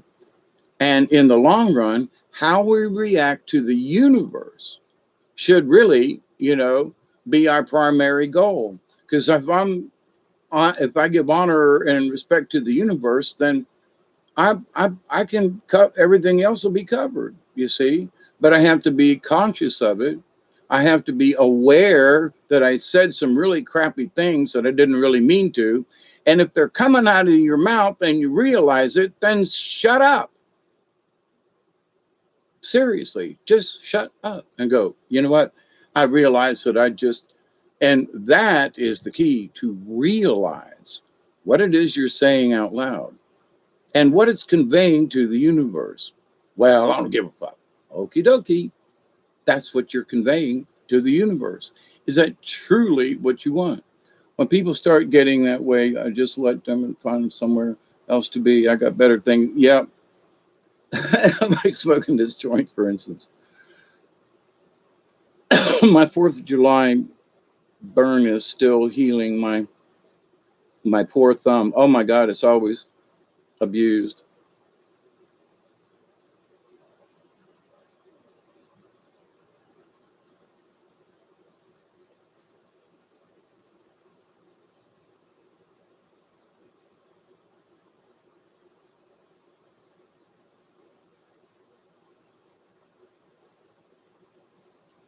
Um, I've noticed a change in the bird population in different places. And in all that journey, there were a lot of places I didn't see any birds at all.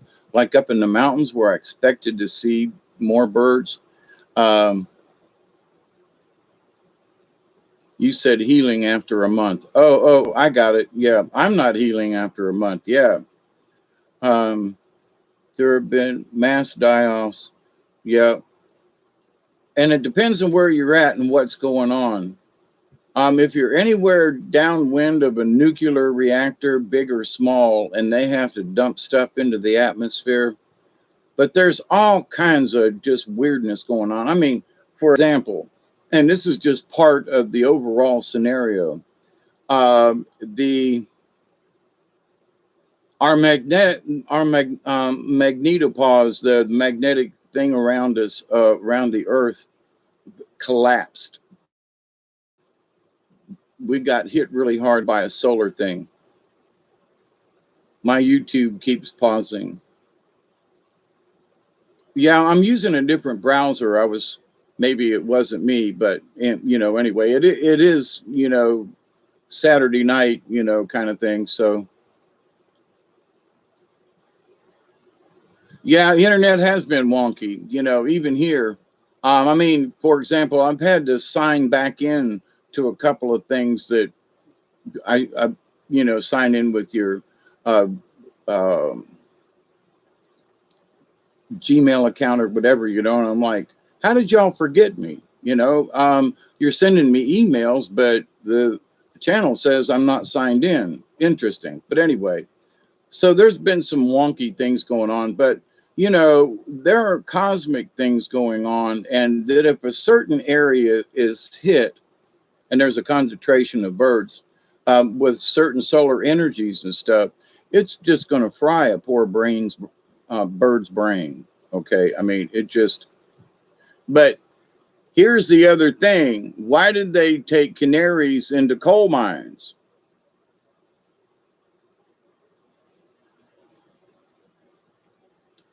So if the bird died, you went, holy crap, we're next. I'm in Mississippi right now on a pond surrounded by trees. Every day I look for birds. You saw a pigeon. I've actually got more birds around here this year than I have in the previous seasons, which is interesting because I bitched about it, you know. And um, and I'm also wondering because my hill has changed. There are smaller trees. There's more places for the birds to actually live. You know, I look at all the pine trees and folks around here. I've talked about this before, but my yard, my hill up here has more habitat than the surrounding families and folks and stuff because it's, you know, some pasture land with a little bit of woods, and you know there's really not any habitat for them. And this year I've noticed, you know, little their nests in some of the small trees and stuff, and so that's that's always good. But anyway, but the Earth is changing. There are parts of the Earth that are yeah, Class C solar flare, and if that actually hit the ground in a uh, and just think about somebody turning on a big spotlight up in space and just going bling, and anything underneath it, you know, would get radiated, irradiated, and otherwise, depending on who or what they were.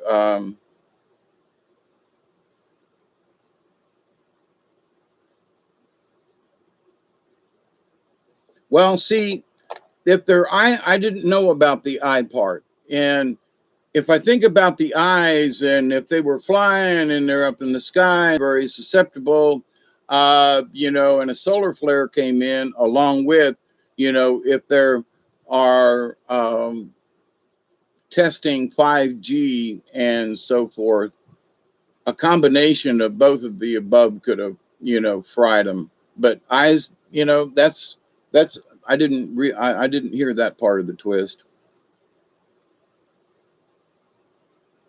You got quail, man. You lucky. Quail is not wild around here anymore, and it used to be. They're pen raised now. We don't have a lot of we. There's not a lot of mourning dove like we used to have either.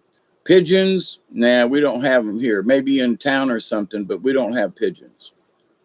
Uh, I have noticed though an increase in woodpeckers around here. And I have honestly, I believe that I have seen the ivory bill, which has been spotted down here many years.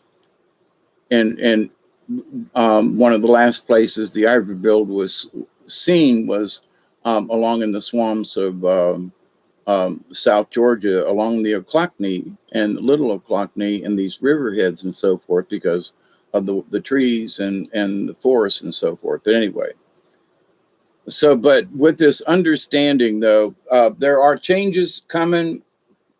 There, you know,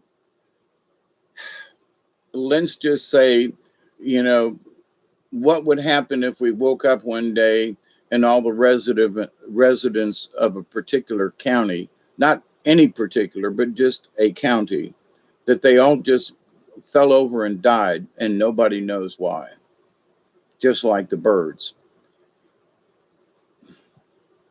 That's a possibility. And not to scare anybody, because there ain't nothing we're gonna do about it if some big ray beam comes out of the sky and hits me and I fall over dead. What I'm concerned with is, do I have my spiritual shit together? So if a ray beam does zap me and I'm gone, do I have my collective spiritual shit together, you know? So what about tomorrow? Well, if I'm dead, I ain't going to worry about it. I mean, to the point. So live life, love life, and have a good time while we're at it here, because well, what if we get killed? Is okay. What if you're going to live? I mean, I lived my life a long time. We're all going to die. We're all going to die. We're all going to die. What if we don't have food? What if we don't have that? Well, I've got books on and I've learned how to skin um, deer and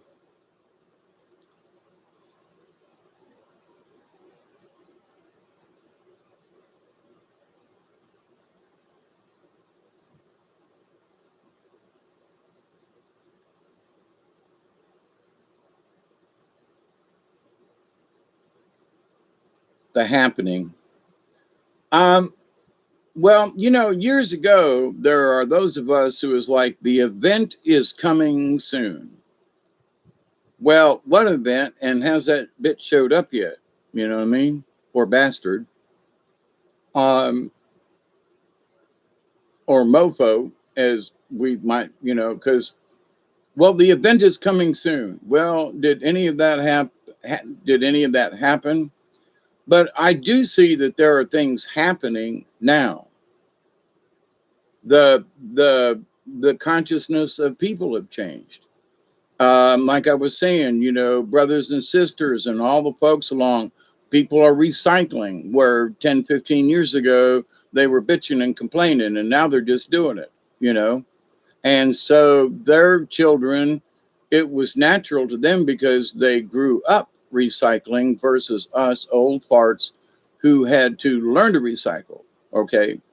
And I mean, just different things. So the hundredth monkey theory on society has changed a lot of attitudes since when I was a kid, kind of thing. And so, and I'm grateful, I'm thankful, but remember that those people selling the propaganda, it's just another story. When Obama repealed the Smith-Bunt Act, whatever it was, about propaganda, it was against the law to tell lies in the news. Okay. And Obama repealed the law, and now they can lie all they want to. They don't have to tell the truth about anything. They can make shit up as propaganda, and that's it. So they make up a story, and everybody gets all pissed off about it. And what's today's news? Well, not, they keep trying to blame stuff on Russia and China. What about the rest of the world? You'd think that there were only two countries on this planet, Russia and China. Oh, they're the two superpowers. Oh, really? Well, there's Iran and Syria, But to the point, though, there are a lot of other places on this planet that we could be talking about and bringing out and explaining to other people and their plights and praying for these folks because they need help. But nope, it's Russia and China. Oh, and the Koreas, which are right there.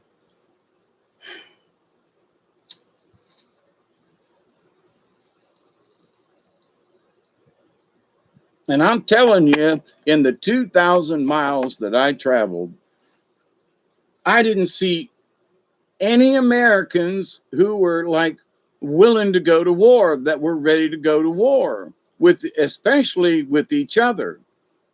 It just ain't going to happen now in certain cities and places. Because could they start a ruckus? Yeah. But does that mean the rest of the population is just going to follow along? I just don't think so. 5 years ago, a couple of years ago, maybe. Now with all the lies and how the Biden president thing, and everybody's looking at it going, this just ain't right. We're living in a freaking dream world. Why should I pay attention to any of what any of these people say? Because I voted and then it didn't matter, then that this and that. I don't care anymore. I mean, I care about my friends. I care about my neighborhood. I care about my state. I care about my job. I care about my family. And I care, you know, so there's a lot of caring and love out there, but there's a lot of folks just are not plugged into what you and I are plugged into. I mean, I noticed that everywhere I went, just asking certain questions and stuff, and people would look at me and, sort of like, "What you talking about there? What you talking about, Willis?" And I go, never mind. I just, I'm from out of town, just asking questions. Okay. But in the general populace of folks, and every time I got a chance to just bring up a conversation about something, folks would volunteer information to me and just about locality and peoples and, just stuff, right? So, like one particular place, I said, I've noticed up here that, I come from South Georgia, and I said, we still got people wearing masks down there, and they're going, man, we quit wearing masks months ago, a year ago, like, oh, really? Yeah, we didn't see much need in it. But then down here, there's still people in some of the, the local stores that are still wearing a mask, and there are still people going to the store. And there are more people that I've seen with masks on, get this, in my local stores than I saw in the whole state of Tennessee while we were traveling. I mean, it just wasn't there. So, fear mongering, does Georgia have this extra people have died or whatever? There have been people who died down here from the COVID, but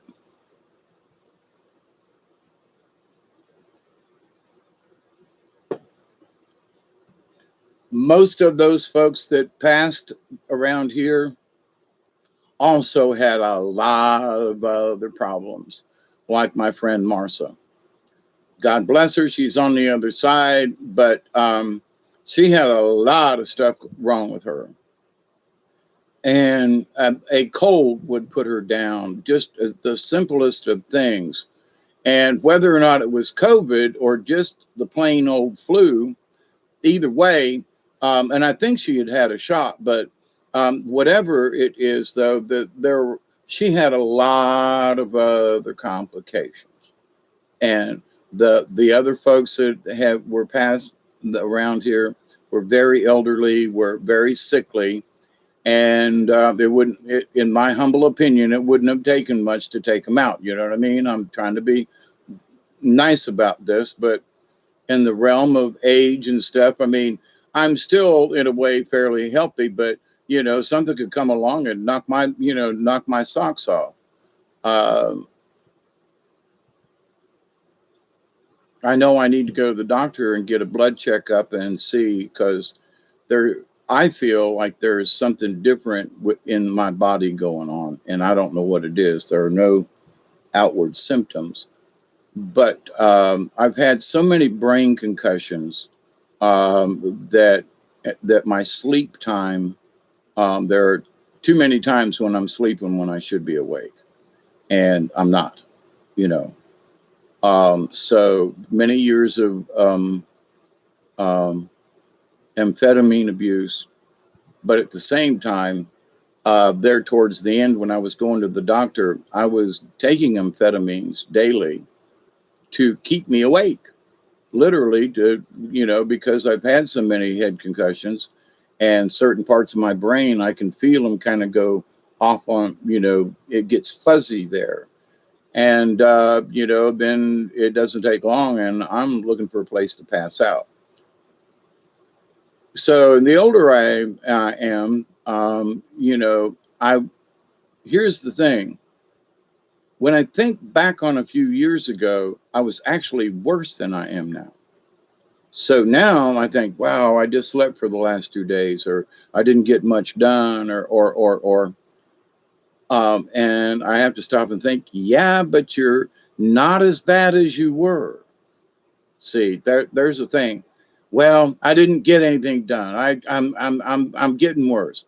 Am I? Wait. Well, before we make that statement, let's just step back into the observer shoes for a moment and say, okay, so, well, you have been getting a lot done outside. The humidity, it was 108 feels like today outside.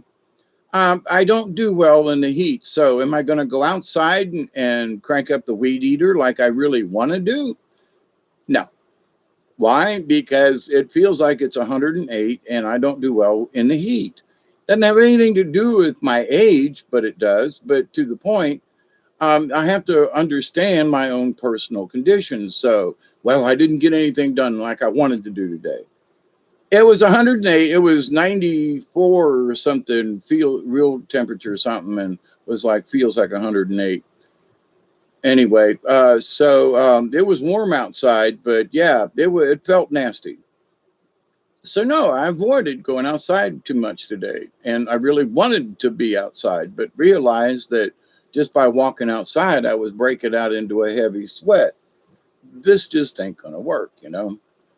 So, but can I blame it on my head bangs? Can I blame it on my old age? Can I blame it on symptoms? Or am I just making up an excuse? It was just sort of you know, a ratsy ass day outside today, and I chose to stay inside. That's the bottom line. I can put all these other emotions and blame it on my health and my age or whatever, when it was just kind of nasty outside today. Now that it's cooled down, it's a full moon. When I get done here talking to y'all, me and who over here that's sleeping is going to go out for a walk to go see what's outside tonight, and maybe howl at the moon a little bit. But I just wanted to share and say howdy to y'all and this conversation about language. Understand, I do intend to do some more shows, and I'm going to quit this one now. I love you all. I would hang out with you, but I really do want to go outside and howl at the moon. Um, it's clear we don't have any clouds tonight, so that would be really interesting. But for all of you folks, I know when I say these things, it probably to some folks they might interpret this conversation as, well, Hawkeye's talking about me. If you feel that way, then maybe I am talking to you. But I'm not talking to anybody. I'm just talking about this is the way it is with words and language and things. And that when we be become aware, our full intent comes out. We wish to speak peaceably. We wish to speak with love and with honor.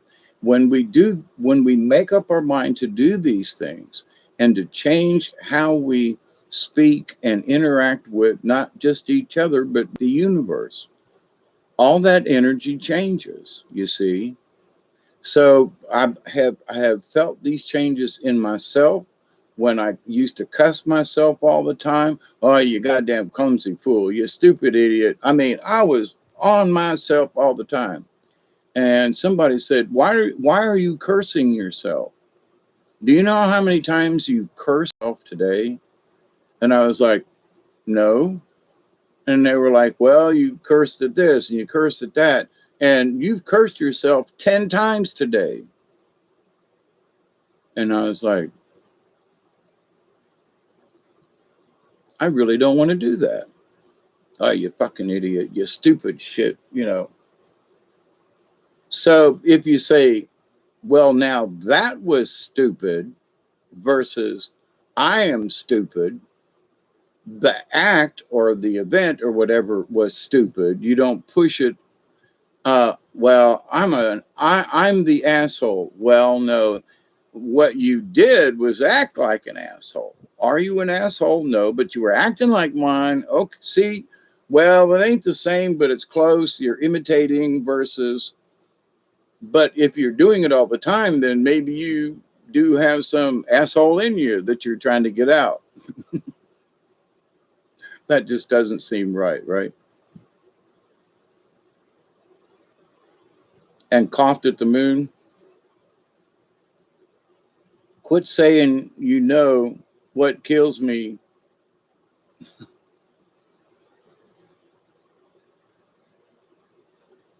I've cut my smoking down. I'd rather eat my cannabis these days. Yeah.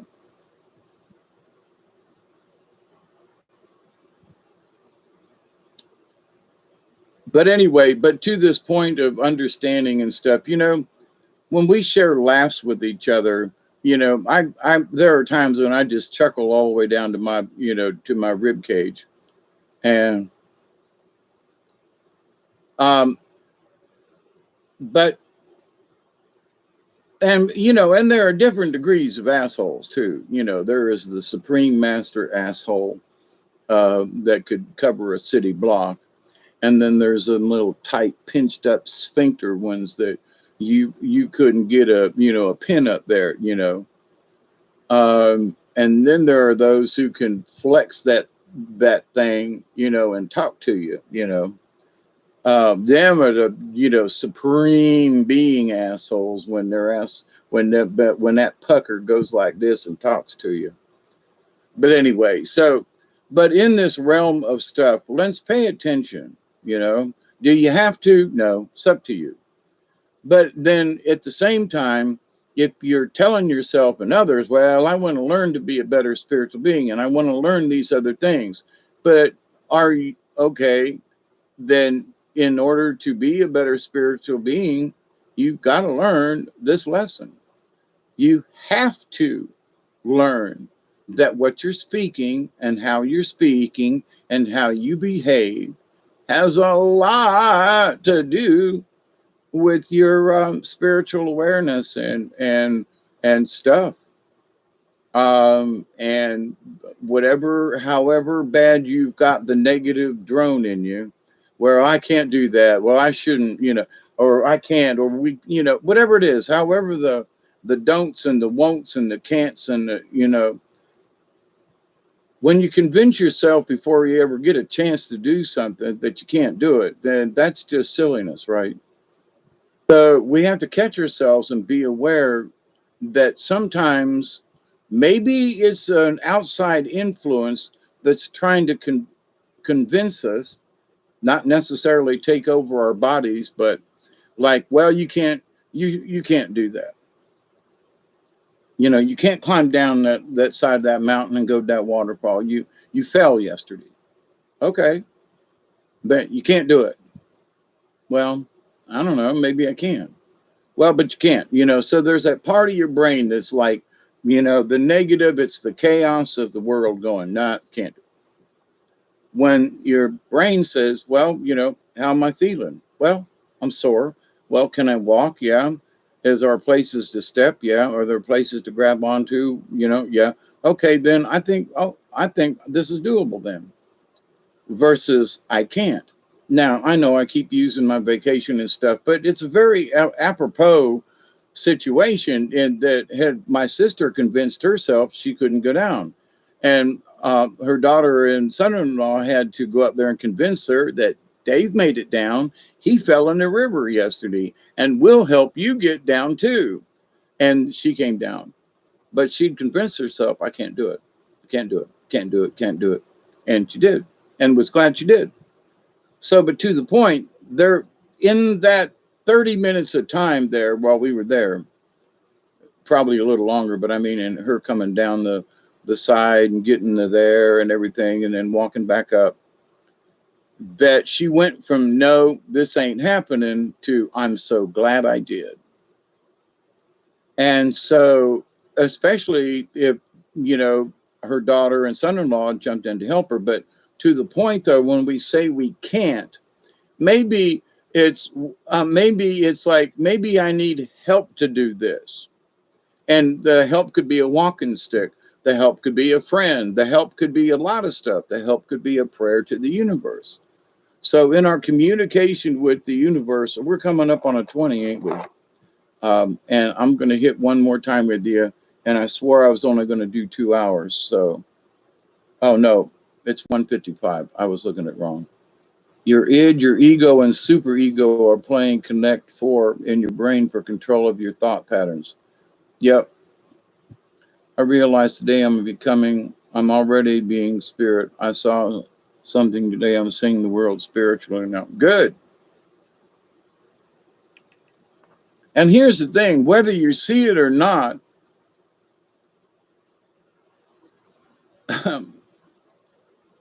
yeah, I agree with that, keeping a vice just to keep us human, but at the same time, expectation is the thief of joy. Yeah, shoulda, woulda, coulda, didn't. Yeah. Remind me some of the indoctrinated seat warmers.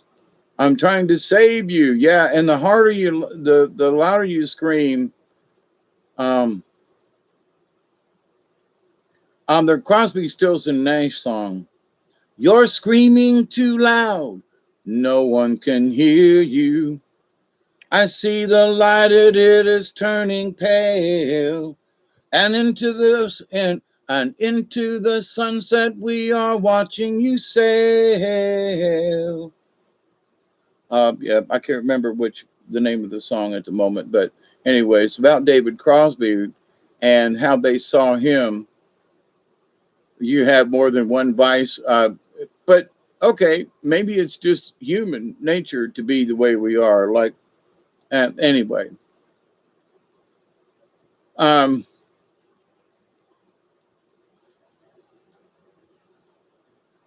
so but anyway, but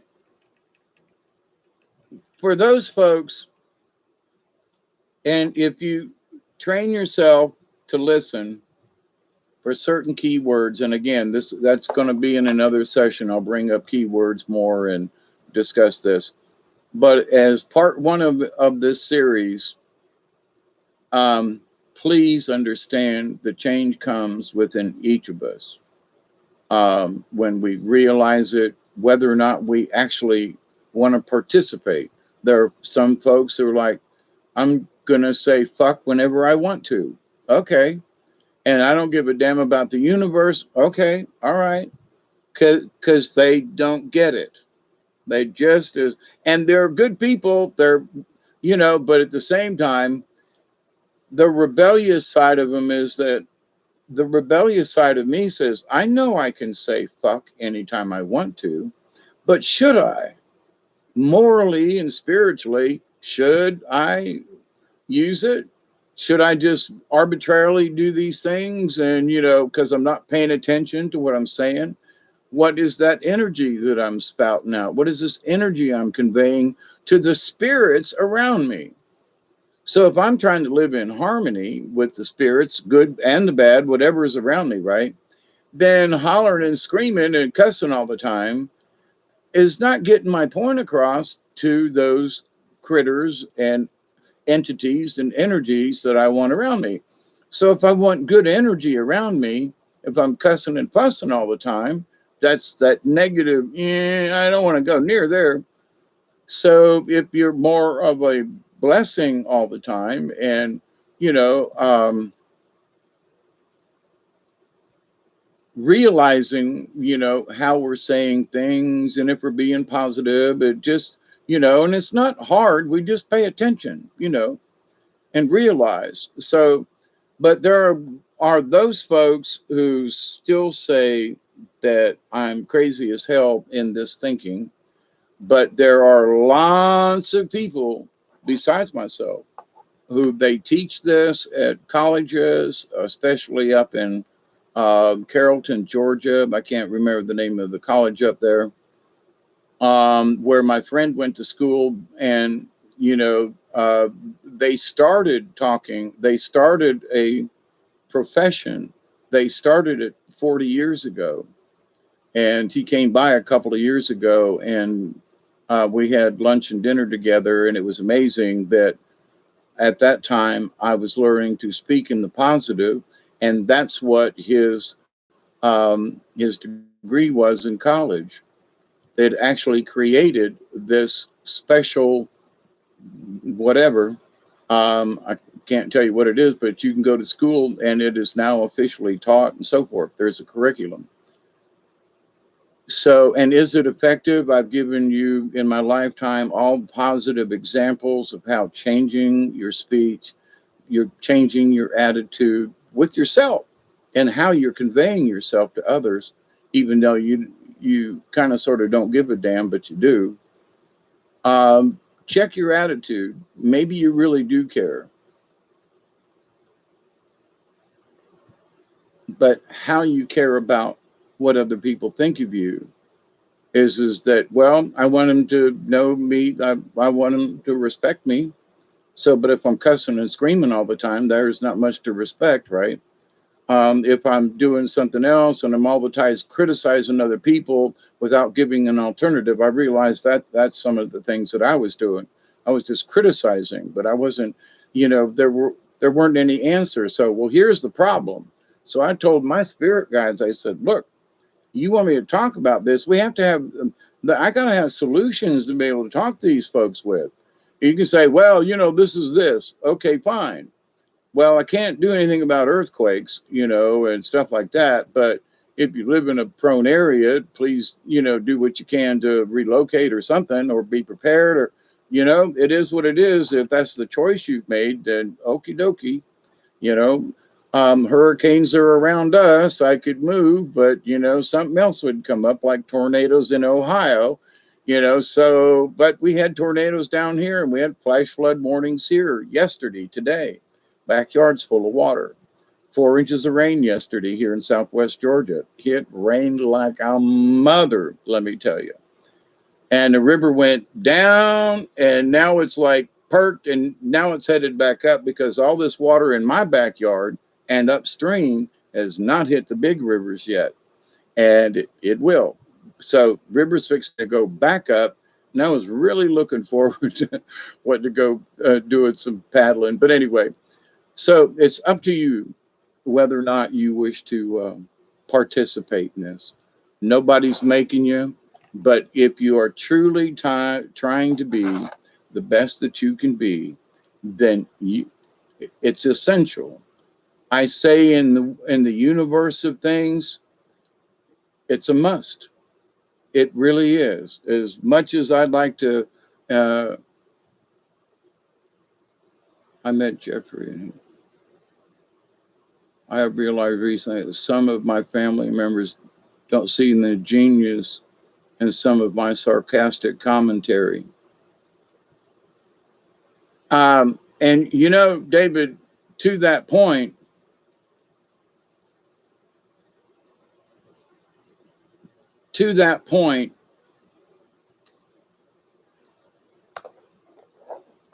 if someone doesn't know you and you make a sarcastic comment, because I was the king of sarcasm in certain areas in my lifetime, so I speak from a lot of experience in this, that's all people remember of you. They don't remember that you were trying to be humorous. So you know what you're doing, but today. So for me, I realized, I got to quit doing that. And only in certain instances. And I had to curb my remarks and stuff. There are so many times that I bit my tongue, but I've learned, oh, holy crap. When I was being sarcastic was not appropriate, because the people around me, guess what, didn't appreciate it.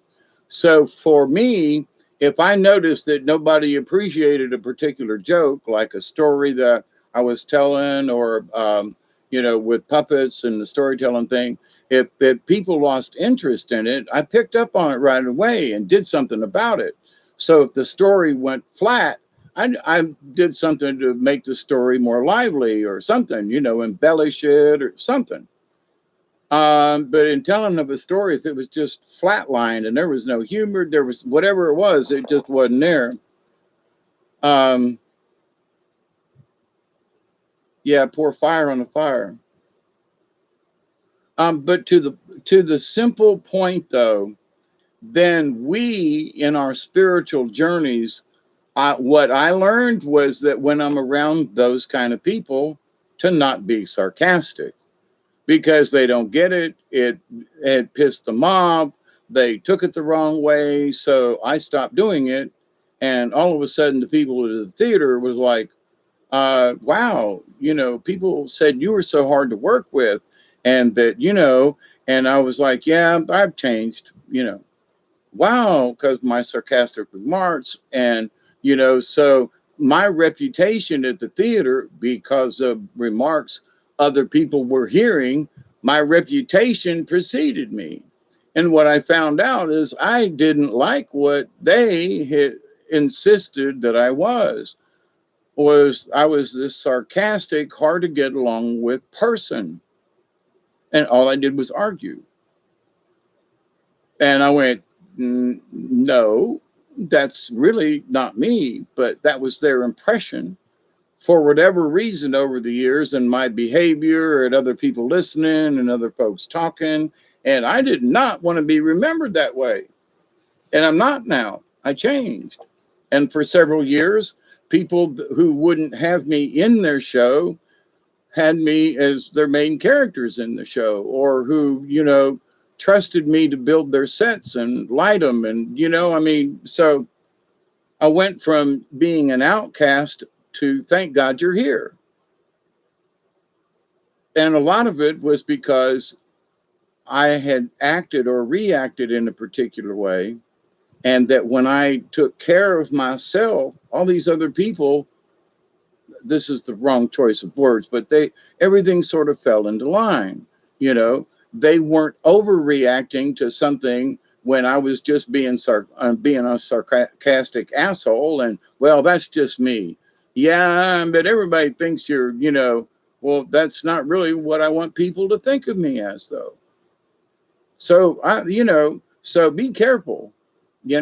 Being sarcastic and trying to be humorous is I learned that I really had to be careful of what I was doing. But it changed people's attitudes about me, from them not wanting me to do a show in the theater building to hiring me for money to take care of the theater building. Okay. It went from go away to we hired you.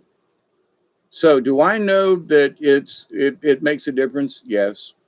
Do I know it makes a universal cosmic difference? Yes. Because people who weren't even around me or involved in a show somehow heard that I had changed, and that, no, I wasn't this hard to get along with, sarcastic idiot, so we have to be careful. But I'm still a sarcastic SOB, at times. But I have absolutely learned that, there is a time and a place for it. And we have to look around us and go, well, this ain't the place. It could be the time, but it ain't the place, So, moral of his story, you can kill as many people as you want. Just don't be rude in doing it.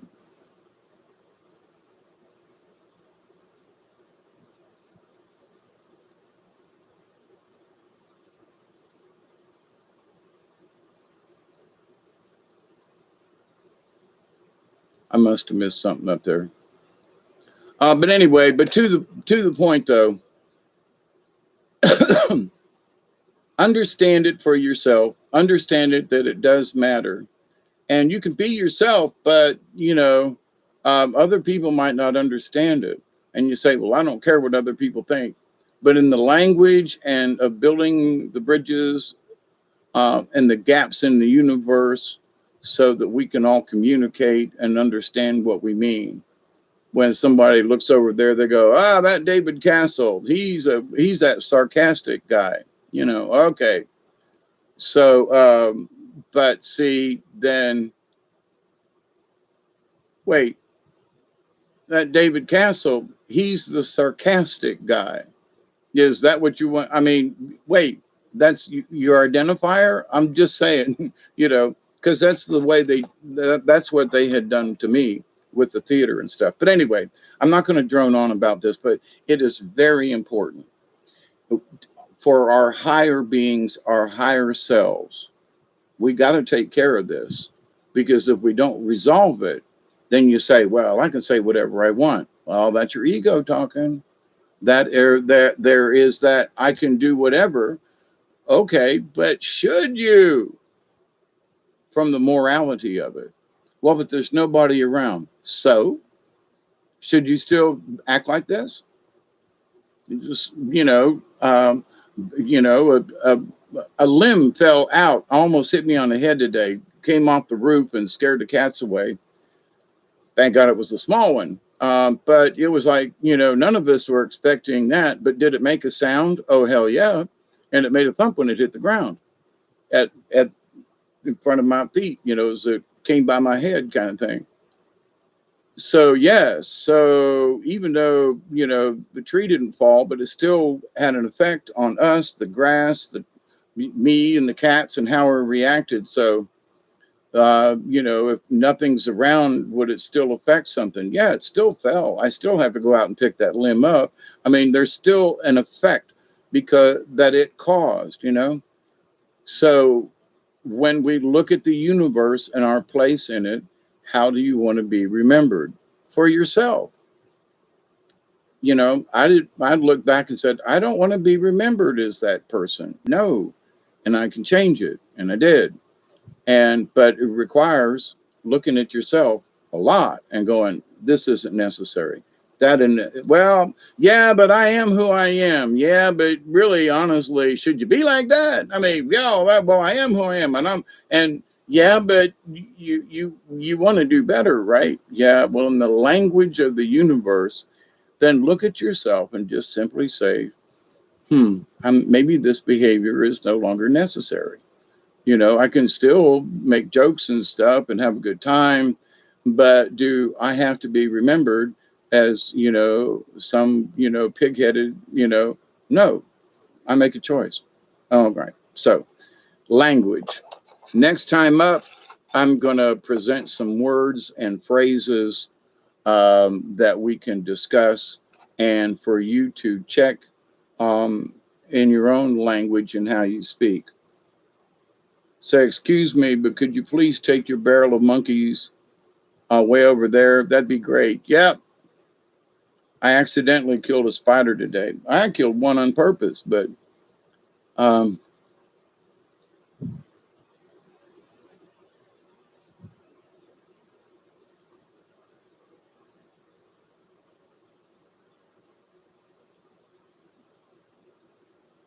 5 years ago, well, no, it was longer than that. When I realized back in 2003 and 4, when I made these really heavy duty changes, when I had visitations with White Dove, who would tell me and explain to me and help me get through some of these things and show me not necessarily the wickedness of my ways, but that it's okay. You can say, well, this is just, I'm David Null. This is how I am. Yeah, but that's being kind of egotistical and kind of rude to the universe, because then when other people do it, you get pissed off, right, Dave? Yeah, well, that guy, he says the same thing. So, but if we both bow up, if we're both bucks and want to go busting heads, because I'm a buck, and I got horns, let's, stand my ground. Okay, well, then that just can be in a lot of conflict, right? But at the same time, there is the moose who likes to get together with other mooses kind of things. And, they don't like to be solitary beings. Wait a minute, there's something else in this universe. Wait a minute, do we all, me as a moose or as a deer or whatever, do I have to, you saved one yesterday. Balance has been achieved. Yeah. The next 20 is coming up. And I realized that when it turned the top of the hour that I was like, okay, what's a few more minutes? But anyway, I don't mean to be beleaguered these points, but just the reminder that it is up to us. It is up to us to choose. It is up to us and cuss and swear, and it is up to us to be kinder with our words simply to the universe because of the wonderful things it does. We're off to see the wizard, the wonderful Wizard of Oz. We hear he is a whiz of a whiz, if ever a whiz there was. If ever a whiz there was, the Wizard of Oz is one because because of the wonderful things he does.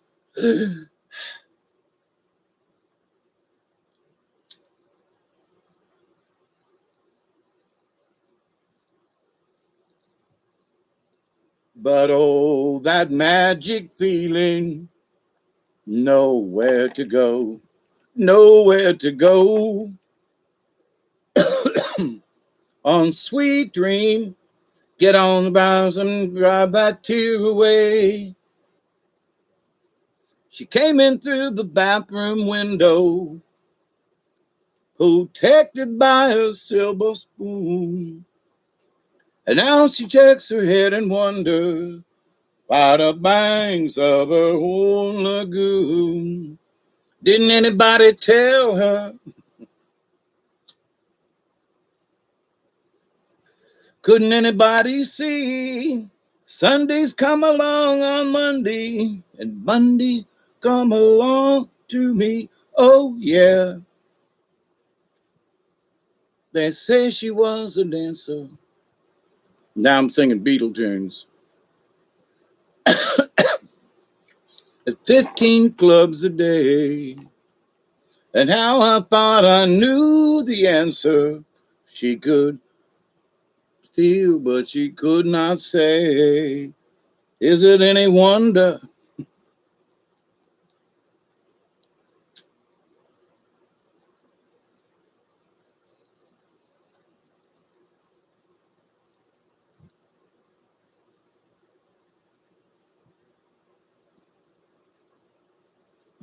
I am what I am. I'm a Popeye. Strong to the finish because smokes makes me.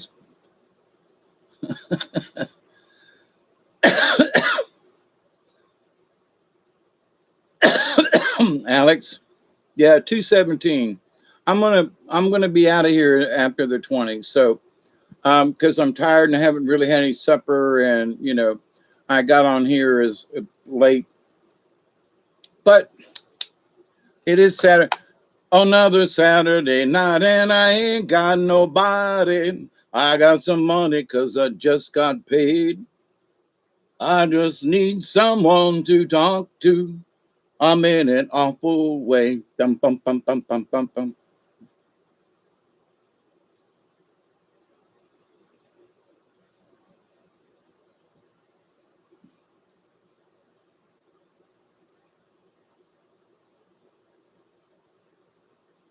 Yeah, is it any wonder? I can't remember the words. They're fleeting to me, Johan, but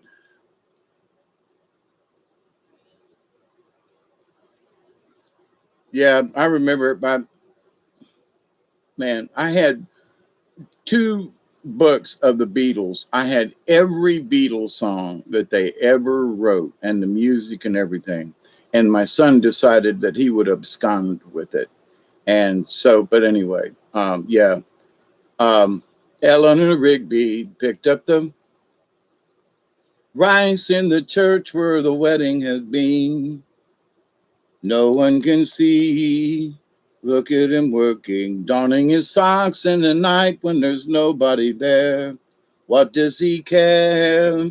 All the lonely people, where do they all come from? All the lonely people, where do they all belong? Ah, look at all the lonely people. Do, do, do, do, do, do, do.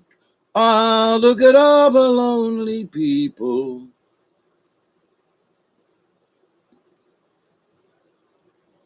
Eleanor Rigby died in the church and was buried along with her name. Nobody came.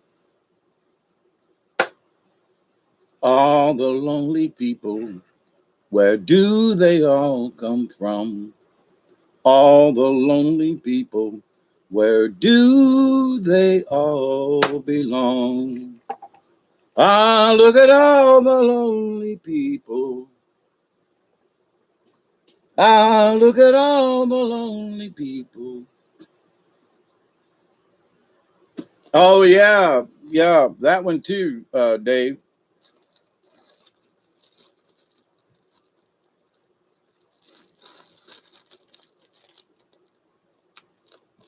I am he as you are, he as you are me, and we are all together.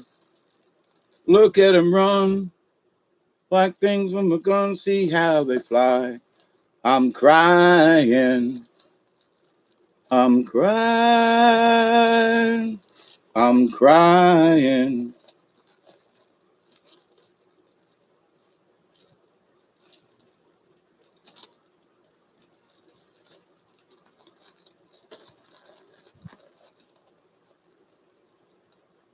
Oh, did I miss it? Cuckoo. Yeah, there you go. Oh, I almost missed it. I had to put some more in and I had to slow down.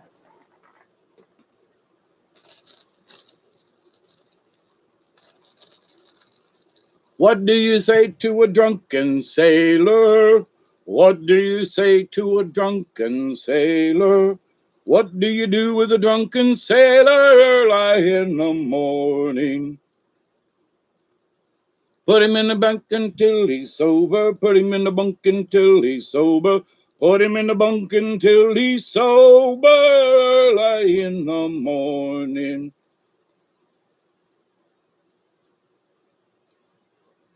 Heave ho, and up she rises, heave ho, and up she rises, heave ho, and up she rises, early in the morning.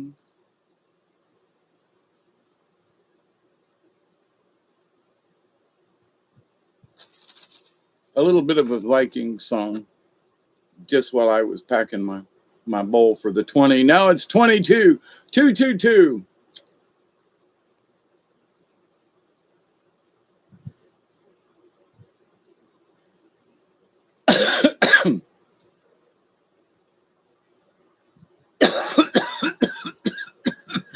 Woo! That was different. There's a band here in town. They sing this all the time. The Maritime Kitchen Party. Need to know because here I am good again.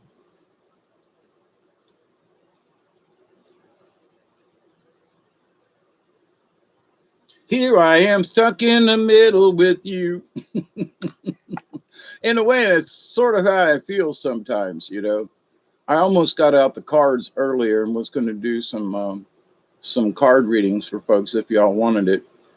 But I felt like the full moon, there was just a little bit um,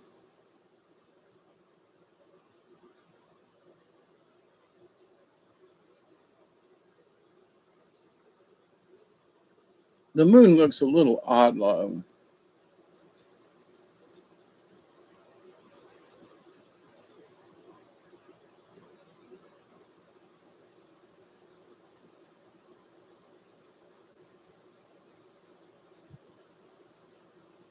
Yeah, silly little love songs, silly little love songs can't be found.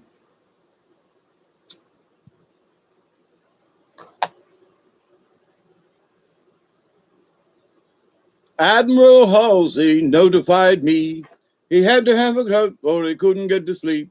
And the butterflies, caught him in the milk and they caught him in the hands across the water, hands across the sky, hands across the water. Oh, I'm tired. I can't, Johan. I can't. Yeah, it's 2:43. Yeah, I waited till the 20 minutes after, and that's my fault. But I really do not have the strength to do it. But I promise I'm going to try to do it. Y'all sing along with me now. I know it's a little, there's a lag, but you get it. You did the backing vocals. Great. That's cool. But anyway, Johan, I promise maybe tomorrow or the next day, okay? So stay tuned. I got to get my energy up. Um, Whatever is going on is messing with my energy to be able um, to do cards. Um, my psychic link or whatever it is just like it's not as stable as I would like it. That's my answer to that. It's the truth, but it is the answer to that. Um,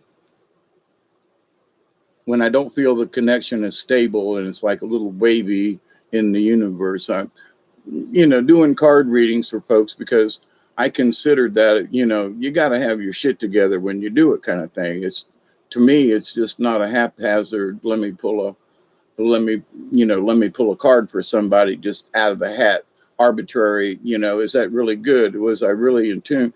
But anyway,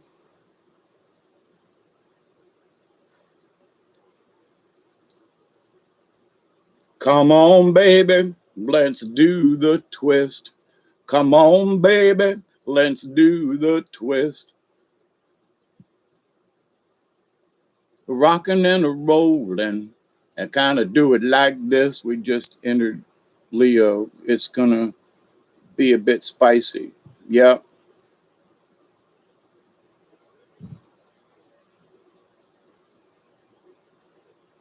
Yeah, the Leak Project, God bless him. He picked this day where there was like one spike.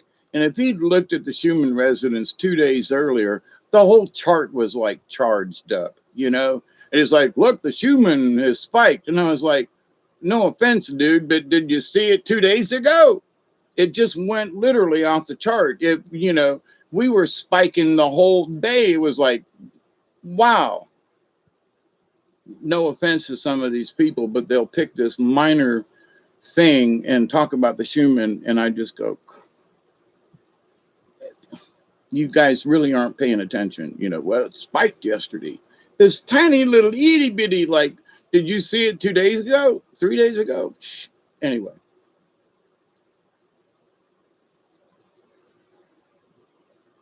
The interesting thing to me is that people look at certain channels and stuff and they go, ooh, it spiked. When if they really checked the Schumann all the time, they'd see what a real spike is like. You know what I mean? I'm just saying. If some of these channels monitored the Schumann resident, they wouldn't make a video when there's this tiny little spike, in my humble opinion. But anyway,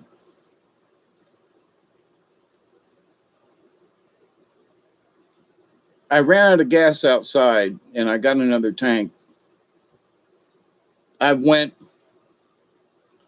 almost a year with just one 20-pound tank of propane. That's pretty good. But it's out, so I can't cook anything until I go change it. But anyway. Yeah, it was just the other day and I looked and I was like, dude, come on. You're better than that. That's what I was thinking in my head. I wasn't picking on him. I was like, dude, come on now. Lots of people pay attention to you. And I was just, it saddened me, Johan, quite frankly. But anyway, so if you're going to report what really, the really nasty shit, not some little, ooh, there's a spike. But anyway, happy full moon, everybody. Thank you for paying attention. Thank you for listening.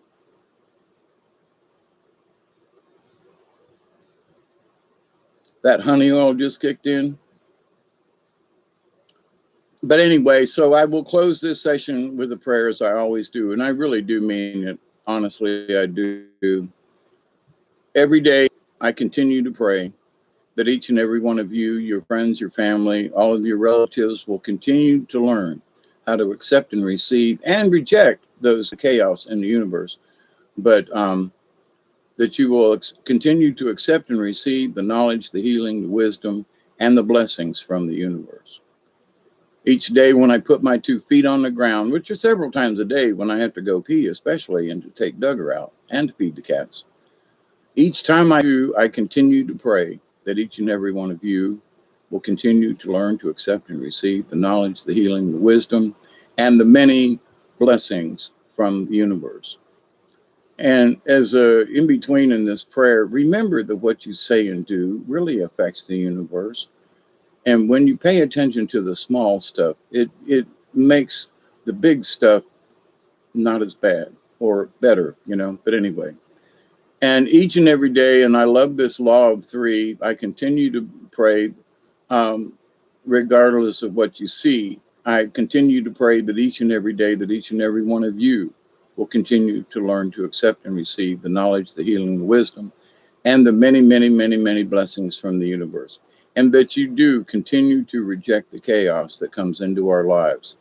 So you're welcome, Brandy, Johan. Rex is speaking through you. Yeah, have an awesome evening and a great weekend coming up. Sending love out to all of y'all. So, and Ken's in the background. Isby, all right. Elderberry, if you're back there, thank you. Michelle, as always, love you. Y'all keep it together, okay?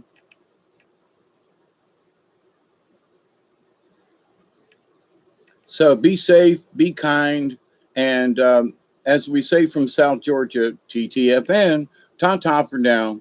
Cheers, everybody, and be safe. You know, keep up the good work, and we'll talk to you soon. I promise, I'm going to get the cards out. Pearl, in the background, we love you. Keep up the good work, girl, and we'll talk to you soon, all right?